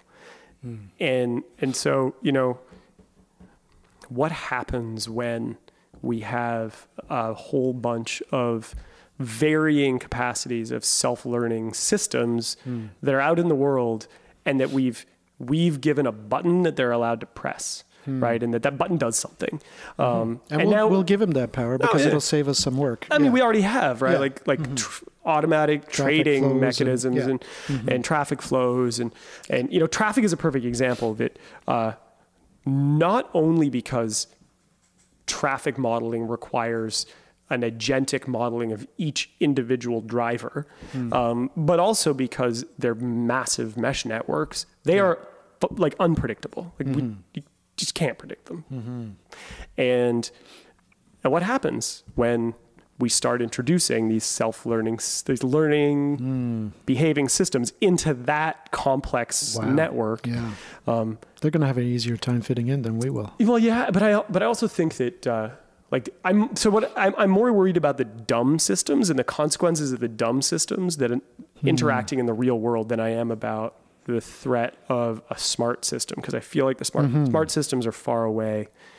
But that seems like an intermediary problem. Yeah, that we're going to quickly get over that with speed and efficiency and design of these systems, that whatever we consider to be dumb systems is going to be pretty smart pretty soon. Yeah, but I don't know that we get over the complexity problems.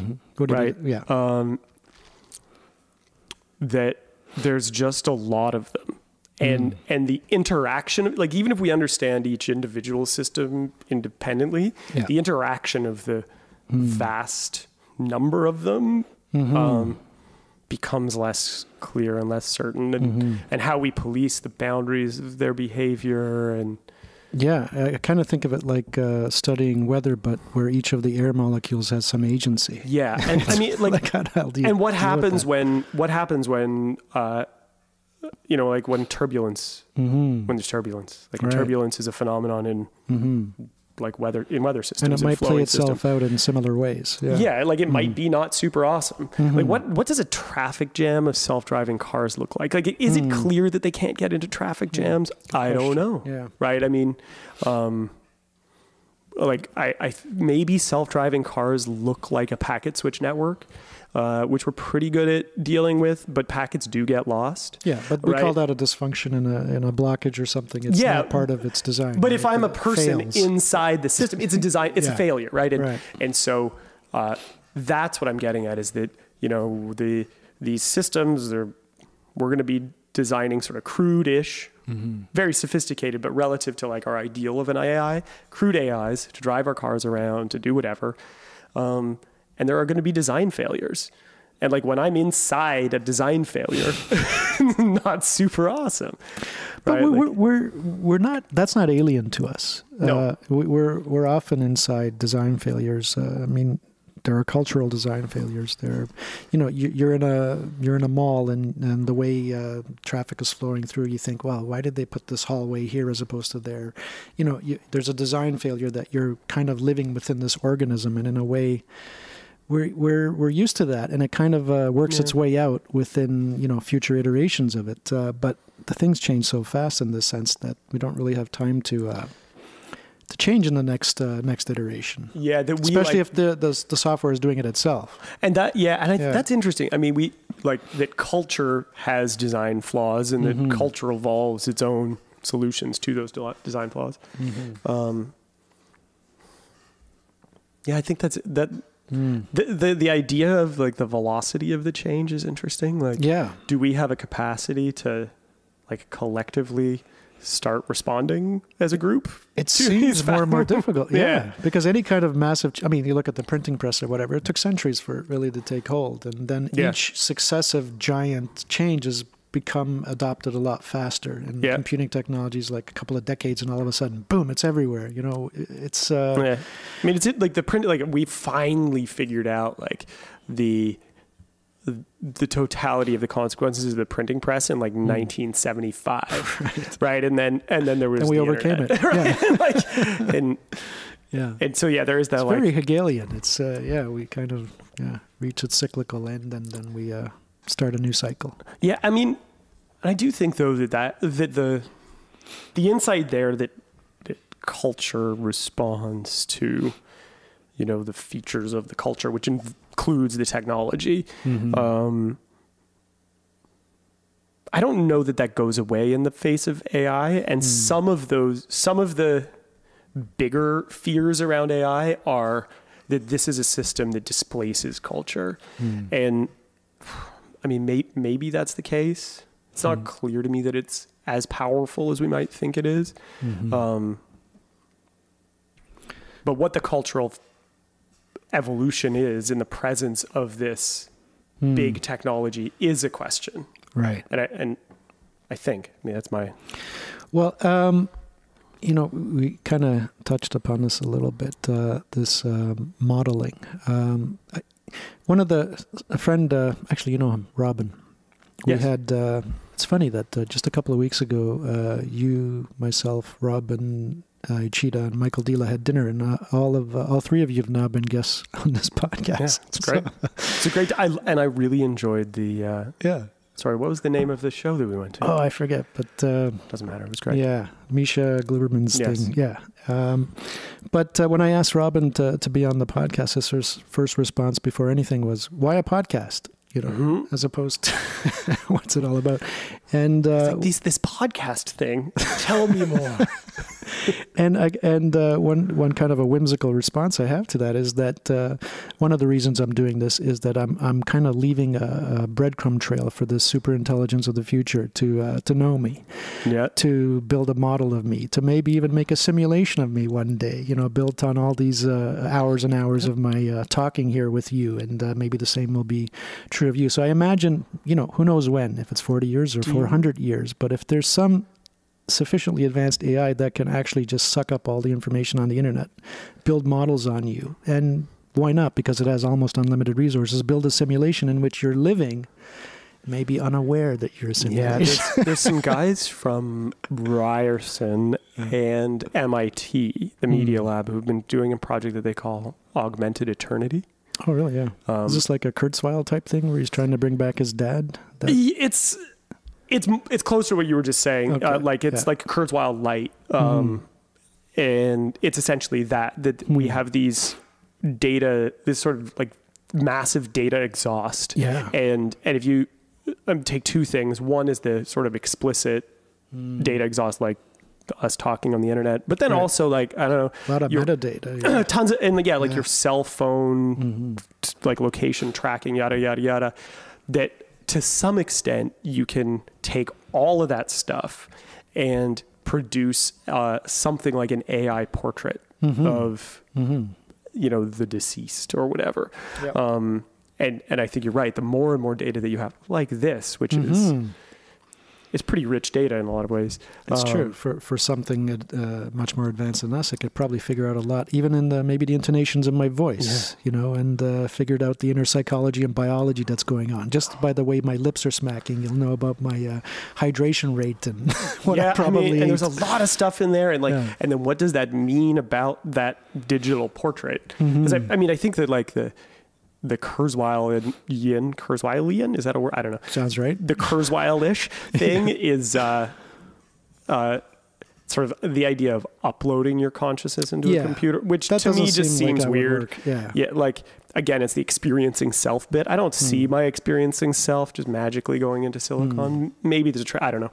But I could see something becoming a very effective like reflection of me. Yeah. And that's interesting. So imagine like a Sims game that's created in the future in which the characters are you and I that have been built on the models of the trails that we've left. Hit. Like, wouldn't that be amazing? Massive hit.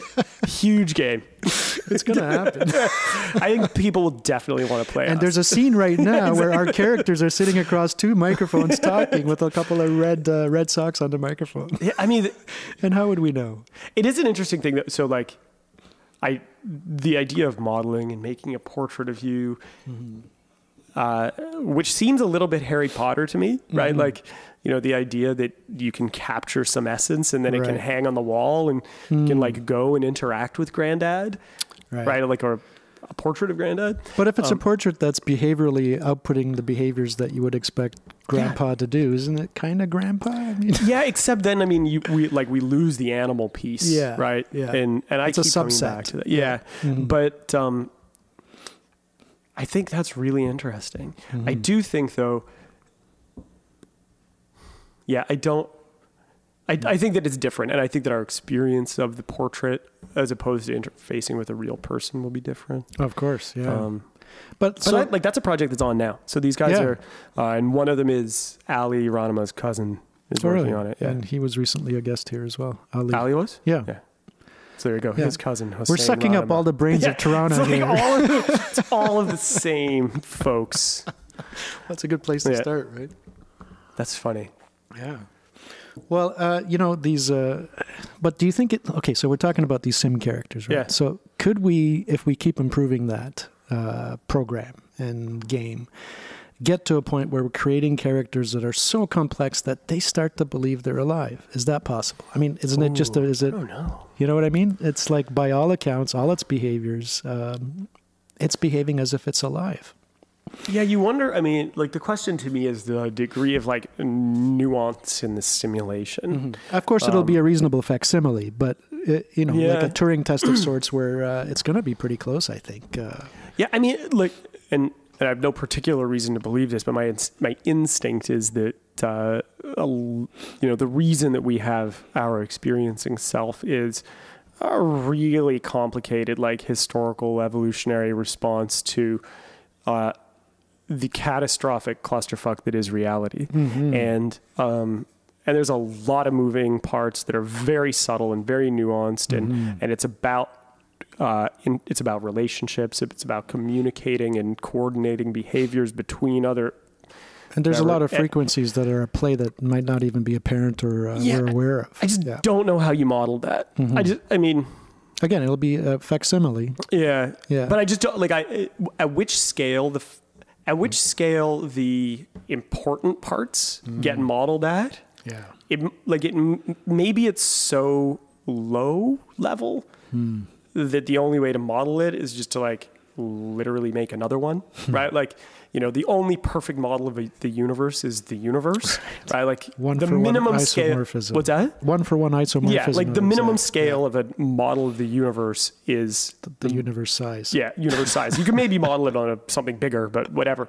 That would be very inefficient. Yeah, I'm going to make a model 5 times the size of the universe. Well, but I mean, and that's sometimes, you know, when you want to model something precisely, you've got to be bigger than the system. But what typically what a model is, you know, you're cutting out the apparently unimportant parts. And it's never clear to me, like, what are the unimportant parts in experiencing mind, right? I get you. Like, do you take away smell? Do you take away the vague hunger that I have? It'll be a much less rich experience with those things taken out, definitely. But behaviorally, though, it might look very similar. Well, that's it. Yeah. And that's the, like,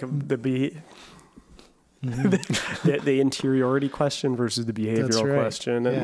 And you're right. I mean, which to me is a fundamental problem, even with humans, right? I mean, there's really no hard and fast way to prove it. Yeah. So I mean, we take it for granted. Yeah. Like, well, I mean, and I'm not that schooled in philosophy, and so I don't, whatever, but whenever I think about it at all, I'm like, I just end at solipsism. I'm just like, it's just me, whatever, like, it's just me. Meh. You know, and there's a long tradition of that, right? I mean, you got Plato's cave, and you got Descartes, and you got the Matrix, and there's all this. I mean, even Elon Musk is warning that we may be, or most likely to be living in a simulation. You know, you do the math, he says, and we're probably there. But and then the question, I mean, it's similar to the question of like, what's was there a God that set our clockwork universe? I don't care. Yeah. Like, it's just like, whatever. Like, yeah. I don't know if it was like a bunch of monkeys. Like, I don't care. Yeah. Well, this is the turtles all the way down, because if you say that we're living in a simulation, then like, you have to ask, like, who created that? And so it's just turtles all the way up, turtles all the way down. There's really no fundamental basis to set anything on. Yeah. There's always going to be another explanation required. Yeah, and that, I mean, I think that is deeply unsatisfying to us. It is, yeah. But yeah, if there's a God, he doesn't know why he exists. No. You know, like it's... Yeah, so do you think that God just suffers from like crushing ennui? Oh yeah, right? He's got the existential issues that we all have. How did I get here? Who am I? Why am I here? Yeah. I mean... Why wouldn't it? Yeah, I think it's funny because, I mean, whatever. I don't have any belief in a higher power of any kind. I don't have a particular reason to, so I just don't. I do think that, you know, we have like an impulse to ascribe things to design. Right, definitely. And it's just like, that's how we make stuff. We make stuff. So when we see stuff that seems like something we might make, we assume. Yeah, and it's always whatever the current technology is. Like, it's just like a steam engine for a while, and then we're like a machine of, some mechanical, and now we're like a computer. So it's always whatever the current technology is, we use that as an analog. That's it. I mean, it just seems so, the idea that there is a deity that is an experiencing deity or whatever, that's something like us or whatever, just seems super anthropomorphic. It's very lame. Yeah. We're just like that's the best you can totally come up uncreative. With. Like, he's just like us with a beard. Yeah, exactly. Like, it doesn't seem like... Yeah. It doesn't seem as imaginative as maybe we could be. But again, in defense, look at me, I'm defending religion. In defense of religion, I mean, a lot of those stories are obviously stories. But if it's only when you talk about them literally, it starts to sound really profoundly stupid. But to what extent do people actually believe those stories? I don't. Yeah, I mean, there's a large subset of people that believe it literally, but that's not. Obviously, but I mean, you look at those Greek myths. I mean, are they really when they talk about Mars or whatever? I'm thinking of it. They're talking about it as a warring force of nature within us, or within. And they're like, Zeus lives on that mountain over there, but you can go to the mountain and be like, Zeus isn't here. Right? Where'd he go? Like, it's not like it's not literal. Yeah. Yeah. And we make that mistake all the time. And we even make it, I think, with like Plato's dialogues. He writes about this guy Socrates, and we've got all this story. Maybe he was just making up. Maybe it was a play. Yeah, is there? He didn't really say those. He just wrote a play with the character Socrates. Yeah, I think some people are starting to say that now. But is there independent evidence of the existence of Socrates? Not really, no. Plato? Like, was he mentioned in... I don't think there's sufficient evidence to say for sure. Yeah, and so maybe there was a guy who existed, yeah. like some of the broad biographical sketches exist. And maybe he was maybe he actually took hemlock. But I mean, it's not like he said those things necessarily. It's like if you wrote a play about me and you had the character Jake and he said all these things, and then 2,000 years later they're going to think, oh, Jake said all these things, but really it's you that wrote them all. That's an interesting thing that we like. That people study like Socratic whatever when it's all Platonic whatever. Right? That's right. Like, it could be. And maybe the Socratic bit was just like, I don't know, a distancing mechanism. Like it was in a right? Could like, be. It's like, you remember that guy who everybody killed a little while ago? He totally said this stuff. That's right. It's like it's a defense mechanism to be like, don't blame me. We've had that all, like, was it Kierkegaard always, you write dialogues under pseudonyms and you have other characters basically speaking for you, but it might be dangerous to say certain things, so you do it that way. So you make somebody else say it. And then 2,500 years later, everyone's digging that Socrates more than the guy that wrote it sometimes. Yeah, I mean, Plato's well respected, though. It's not like he got overshadowed by it, though. Although, like, Socrates is treated as, like, the mystical father figure, like, I think. An inspiring figure, almost, but it is interesting, like, you divorce thinking from its political context at your peril, right? And if you stop understanding, like everybody's got complicated self-interests and there's weird power dynamics and all this, you just take it at its face value. It's And isn't it interesting that he's executed essentially for corrupting the young? That's he's still doing it though, right? Like, that's right. Like, how many young people do you see every day who like have long hair and smoke weed and just want to talk about sort of goofy, thinky things? That's his crew. That's right. It's a bunch of bums.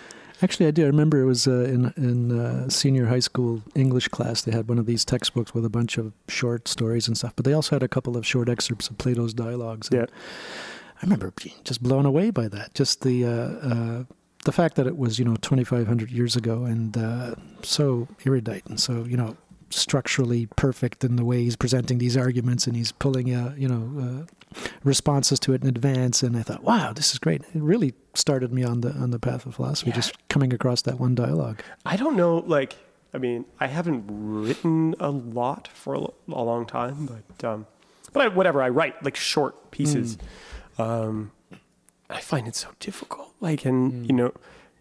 In particular in the word processor age, right? Like revision is the way you write things. And I don't know how you did that before. The idea of sitting and where you just have like really expensive papyrus or whatever, right?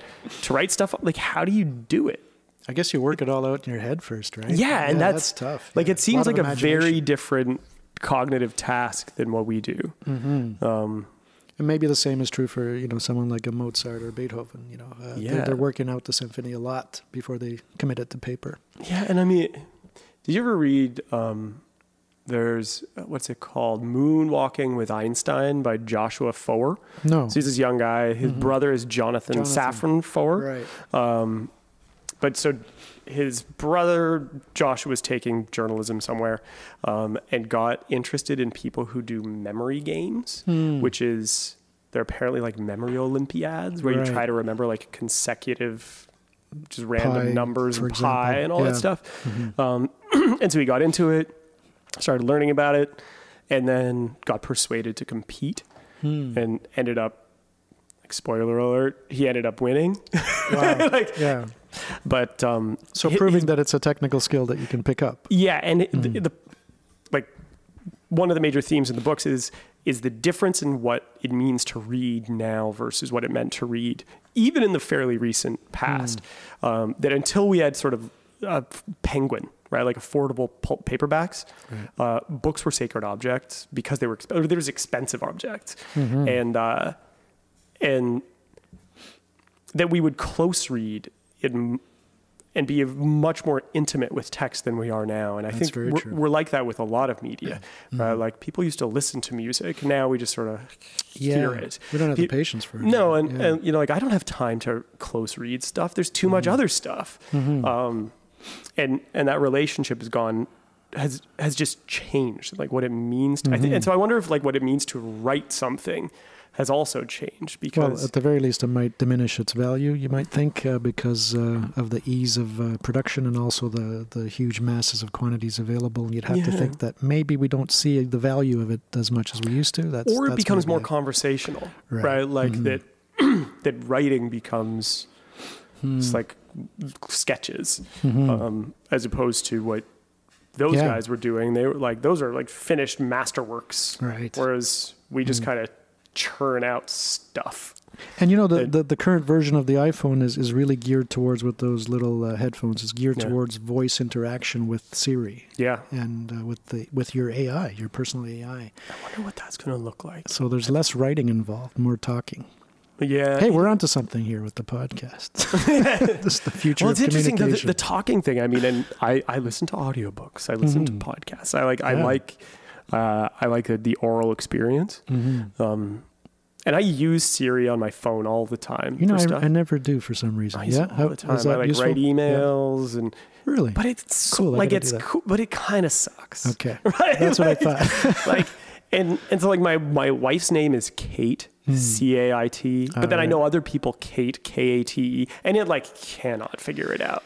Yeah, and there's this like context awareness in our computing that doesn't, like, it just kind of hasn't hit its stride yet. And so I wonder, like, as we try to transition into this voice-based interface, which is much less discrete, right? Like even a mouse, although I can put the mouse wherever I want on a screen, like what my intent is typically quite clear. Like the interfaces are discretized, whereas these voice-based things, there are error bars much all more over the place. open-ended. Yeah. Well, I mean, there's even another step in the evolution of that interaction in an interface. Is we've already begun the headbands that you put, and even thoughts are able now to guide machines and turn switches and pour beer. And have you played with the Muse? I haven't yet. Yeah, have you tried it? Yeah. It's a yoga meditate. Like it's sort of how it's marketed. But how early? Yeah, it's an early stage. Maybe I should meditate more, but damn it, I don't have time. But they did a thing a bunch of years ago. They at the Vancouver Olympics set up a thing where you could wear the headband and change the lights on Niagara Falls. I'm going to have somebody on as a guest soon that was involved with that project. Okay. Yeah. I mean, that stuff is all It's awesome. Early stage, but imagine where it's going to be in 10 years, right? Yeah. Yeah. I mean, and then we have an implant and we jack into the net. It's even more open-ended. Like you're talking about voice, imagine thoughts. How many different ways to interpret that? Oh, yeah. Well, and that's the thing, is that they're noisy. Like the various brain waves, they're pretty noisy signals, right? Like the Muse headband, part of the reason that they've focused on yoga is basically what they can measure is attentiveness. Like how concentrate-y are you versus unconcentrate-y. Broad flows of neurons. Yeah, and like that's a pretty crude measure. And even, like our most sophisticated fMRI machines, right? They're like focusing in on a little voxel that includes like 100,000 neurons, right? Like it's not, we're not anywhere limited close sample. to them. Yeah. They're crude measures. But imagine 50 years is what I'd like to do. Yeah. I mean, I think how much would that be amazing? It bothers me so much that I can't just think. Yeah, but that's going to open up a whole bunch of new cultural practices.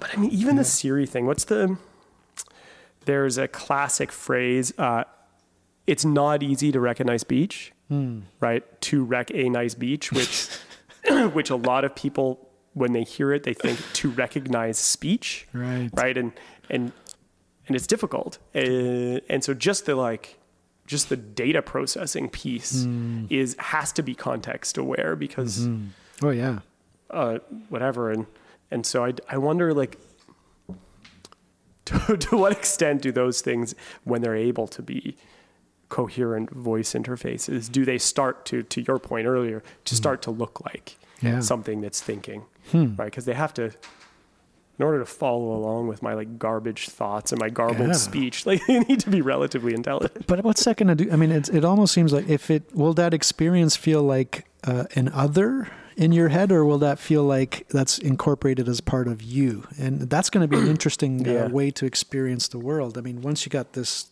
essentially an AI in your head, do you eventually start thinking of it just as another part of you, or do you think you're just talking to like an entity that's in some kind of abstract space? Yeah, that's interesting. I mean, there's like, to what extent does it start to feel like an extension of you? And there's a lot of stuff, even, those little like toy grippers that you can use that has a little lever on it, and it's an arm extension and has a claw at the end, like a little kid's toy. To extend your reach. Yeah, apparently if you use them long enough, you start to develop sense in the end of the gripper. Yeah. And that there's this idea that our brains are quite plastic about what our body is, and that from our brain's point of view, our body is part of the outside world. Right. It's just part of the outside world that it can affect reliably. And like where those boundaries are actually kind of fluid. I can imagine we're going to immediately mesh. It's going to be very natural for us to, I mean, I do think, I think one of the realities undercutting that is the fact that sort of 50% or more of the major players who are developing these systems are advertising companies. Right. And like I'm advertising is done well by me, whatever, but like I don't know that I want to have an advertiser become part of my consciousness. Yeah, that's the worry, isn't it? That's an inevitable movement that's going to be maybe resisted, maybe should be resisted. I don't know. And I think that's just about like, what are the, who do you get a sense that it works for, right? Like I'll if I can fundamentally trust it, then maybe I will incorporate it. But if I can't, if I feel like its motives are compromised, then maybe I won't. But so generally, you sound pretty optimistic in the sense that we're not going to be overrun by superintelligence anywhere in our lifetime. No, I'm not. Okay. Or no, yes, I am, and no, I don't think so. I'm pretty optimistic. I mean, it's more that I think that the problem is a lot hairier than we think, and that there's a strong strain of sort of valley type people who think that there is kind of a single algorithm that encapsulates what learning is and therefore what intelligence is. It's kind of a naive approach. I think so. I think, and again, back to Rodney Brooks and his sort of rubric for intelligence was called subsumption architecture, which is this idea that you take sort of like an array of fairly simple parts and you staple them all together and they have complex behaviors, and like that's what intelligence is. It's a bunch of subroutines patched together. Yeah, and I like, my own analysis of myself is like, that's kind of what I do. It's kind of what we do. Or I think intelligence is more of a kludge than an elegant solution, and we're looking for elegant solutions, and maybe we'll find some elegant solutions. But I think in terms of what we mean when we worry about superintelligence, it's things that are much kludgier and more flawed like us, and I think that's going to take longer to figure out. Yeah, definitely. If we're trying to mimic a human intelligence, we're going to have a really hard time. But I think it's going to be easier to create an intelligence, a superintelligence, not necessarily a human intelligence. And if you have the experience of people in VR, I'm getting a lot of reports from people that are trying it, that within like seconds, you just kind of fall into the dream. Yeah. The reality just takes over, and very quickly you just take it for granted that that's your reality. See, and to be frank, in terms of the technologies I worry about that a lot more. Okay. Yeah. I mean, and my bias is, again, and I'm an animal. I live in the world. Yeah. Like my dream is to, to climb a mountain, not to VR a mountain. Right. And I find the idea like aesthetically kind of repugnant that we will just be a population of people with headsets on experiencing a virtual world. Well, I mean, we're already doing it now with our Yeah. TVs and iPhones and video games. So imagine if you furnish people with video games essentially that make it way more real. Yeah, that it's seems going to be really awful. hard to resist. I know, but it's going to happen, right? You're going to have. It really will, but yeah. it seems awful. And I mean, I don't like. I rock climb, and I like to ski, and I like to be in the outdoors and stuff. So we're going to. And I find that the replacement of that, like the experience of the actual world, a little bit. But I don't know. Maybe that's just like a quasi-religious belief on my part. Well, that, no, like, I mean, reality yeah. should have a special place. But there's no shortage of examples in history where the richer experience is replaced by a narrower, weaker experience, just simply because It's cheaper, faster. Yeah. And eventually Yeah. we just come to accept it as normal, and then we adapt ourselves to that. So I think there's going to be vast interactions going on in virtual reality where people aren't in the same room, and so we're going to be missing all those layers and frequencies and maybe I don't know, endorphins and things and whatever else is being transmitted between us. But it's going to be good enough for a lot of people. And that's it. maybe you're not even going to have much experience with the other way, so it becomes less and less something missed. Yeah, so it becomes like, what is the book, Ready Player One? Or did you ever read The Futurological Congress, Stanislav Lem's book? I have not read that, but I'm familiar with Lem a little. Yeah, so it's kind of it's in like the sort of tradition of whatever, like mid-century dystopian Russian future sci-fi, yeah. stuff.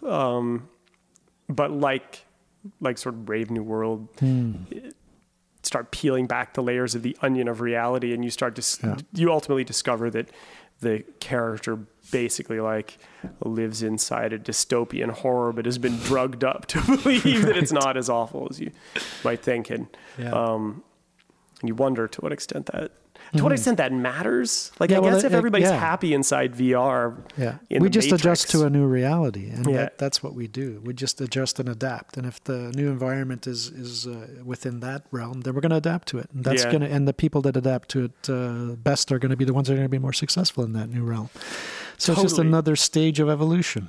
Yeah. Oh, it's a funny thing. I mean, and from our perspective, it seems like we're giving up a lot to do that. But from that perspective of someone born into it, it's like, the VR native. Yeah, exactly. Like, how do they respond? That's going to be the next generation, the VR natives. Yeah. I mean, I don't know what are the pills?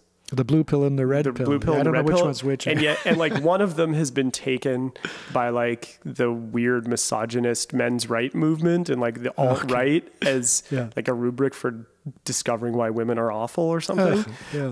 But so ignoring the like weird misogyny overtones, like I feel like the unplugging from the Matrix seems like a better idea. Yeah. I don't know. It seems more heroic. But not more heroic, just I come back to, we're animals, and that's all that I come back to, and while VR does synthesize one, maybe two of our senses, we've got a whole bunch of other ones. Yeah.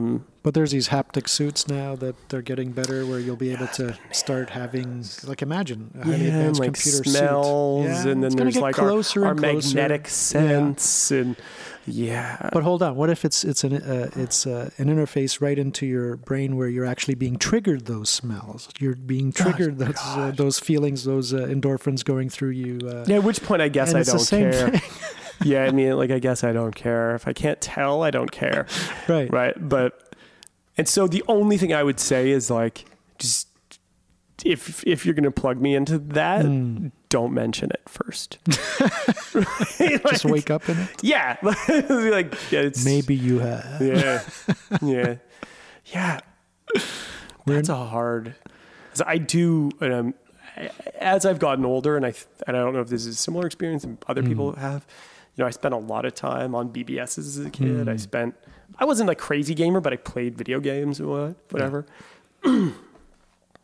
But as I've gotten older, that's been less and less compelling. The like synthetic narratives of video games and fiction, Right. to some extent, has been less compelling. I think it's become more compelling. Are things in the real world. I think that the old-timey version of that is how like old people used to read, like they would read like Westerns, and then when they get older, they read biography, right? You know, but like a preference for the real world. But you know, I never got sucked into this gaming and video game. Maybe thankfully so, because I would have probably wasted a lot of time. But my form of that kind of experience is, I guess, psychedelics. In a way, to me, that's kind of like a video game.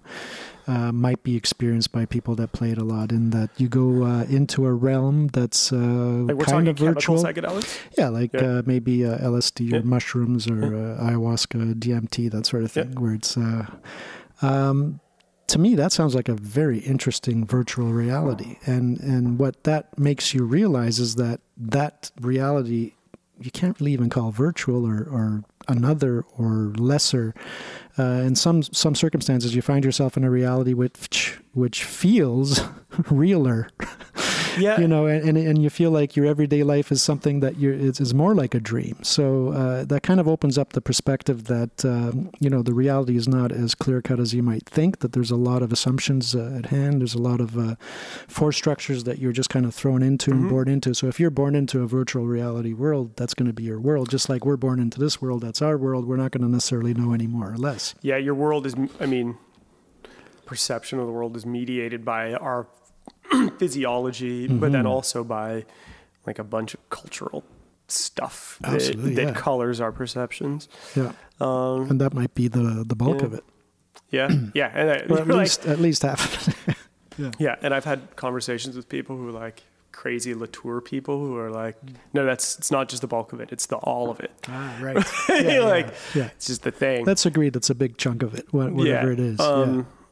Yeah, and I don't know what it looks like if you are a legitimate VR. Like, what does that look like? Having like a baby born and like a surgical thing? Well, yeah, that's... At what point is the... So the distinction to my mind, between psychedelics and technologics, right? The psychedelics are, yes, it's a chemical intermediation, but it's... I don't think that makes it any less. No, but that's it. That it's changing the character of that intermediation path between you and. I tend to be a realist. I think there is an outside there. Whether we're good at perceiving it or not is another question. But you know, like it intermediates the relationship of your experiencing self with the outside world. Sure. Whereas a virtual reality simply replaces the outside world and keeps the intermediation path intact. And so if I think that the relationship between me and the outside world is important, changing the mediation path, I'm sort of fine with. Just like swapping out the outside world seems like a cop-out. Yeah, that seems like it's too wholesale a change to be acceptable. And I mean, and that it sometimes feels like a moralistic decision. I find the idea also, VR is going to be, fast forward 2 or 3 years, like Call of Duty and VR is just going to be unfortunately, it's going to be a nightmare, right? And there's going to be and pornography. I'm less concerned. Like, would be super happy if people spent all their time like having sex instead of stabbing people. Absolutely, right? But there does seem to be this like modeling of pretty horrific violence, and like that just doesn't seem that appealing. Tipper Gore was right. I mean, it's because I look, when a lot of these people... We're getting so old, hey? I know. Tipper Gore was definitely on point. Because when they kept complaining about these video games causing people to be this or that or violent or antisocial, you thought, come on, Grandpa, what are you talking about? But it's got to have an impact. I mean, if you're born into it and you're constantly shooting people in front of you, I mean, the brain and the body has a very easy way of accommodating itself to that reality. Like we said, if you're in VR for a few seconds, automatically you start to think this is my reality. Although we have had a corresponding... shooting people. We've had a corresponding real-world decline in apocalyptic nihilistic violence.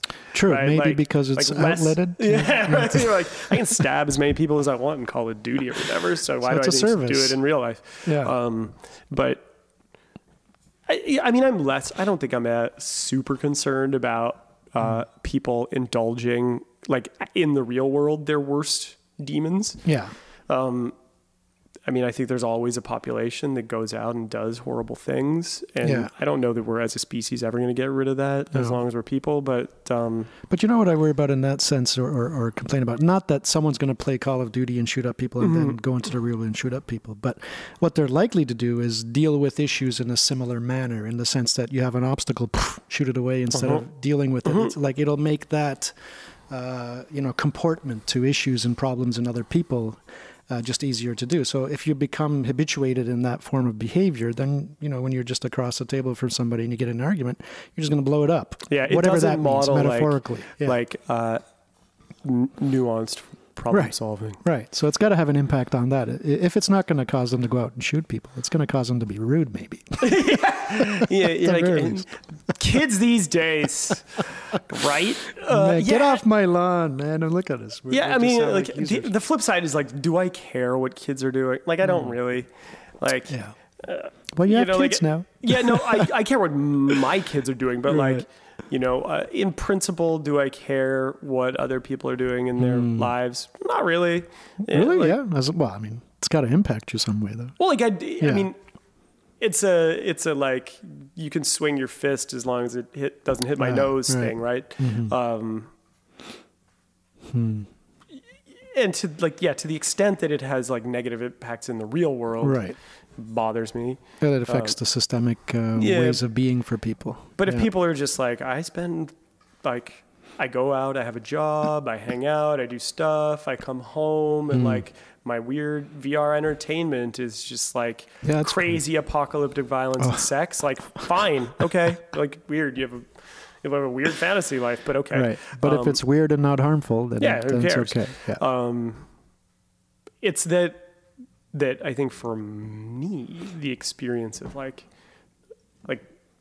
first, apocalyptic violence has no appeal, and it seems weird to me that it does. But that's kind of a moralistic judgment, I think. Yeah. But that, like, I want my experiences to be in the real world. Yeah. And to the extent that, like, having that as an outlet that's so, like, endorphin-y satisfying, and that people will be, like, foregoing real world experiences in favor of those, that seems weird to me. I think it's a likely scenario. Especially when you put in, biochemicals mixed in, like psychedelic type drugs mixed in with the technology in VR, and you put them together and you have a wholly real experience is quite possible, or what you call real-like experience with all of those bodily inputs and responses going on at the same time, and maybe totally different experiences, but having similar, visceral components of it. And that's going to be hard to put down. Oh, it totally will be. I mean, although the thing that I think is potentially really interesting, really interesting about VR is not... I immediately go to assuming that people are just going to play Call of Duty all the time, because that appears to be what they do. And a large segment will. Yeah. But like experimental VR, where you can interface with the world as an octopus, or even, like, more subtly, like, you just change your sex. Yeah. Oh, like, you're people are gonna stay human and you just change your sex and you interface in different ways, and it colors your experience, or you can be a dog, or like whatever, like getting a tummy rub. And wagging your tail. That'd be great. And that you can maybe it just makes us way more empathetic. Maybe they would like, and maybe that's a thing, that we inhabit other life forms and we start to care for them in different ways. There's an unintended consequence that turns out to be good.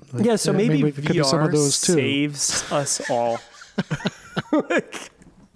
Well, with that, let's call this in. Yeah. Thank you very much. High five. Done. Right on. Good stuff. That was a lot of fun.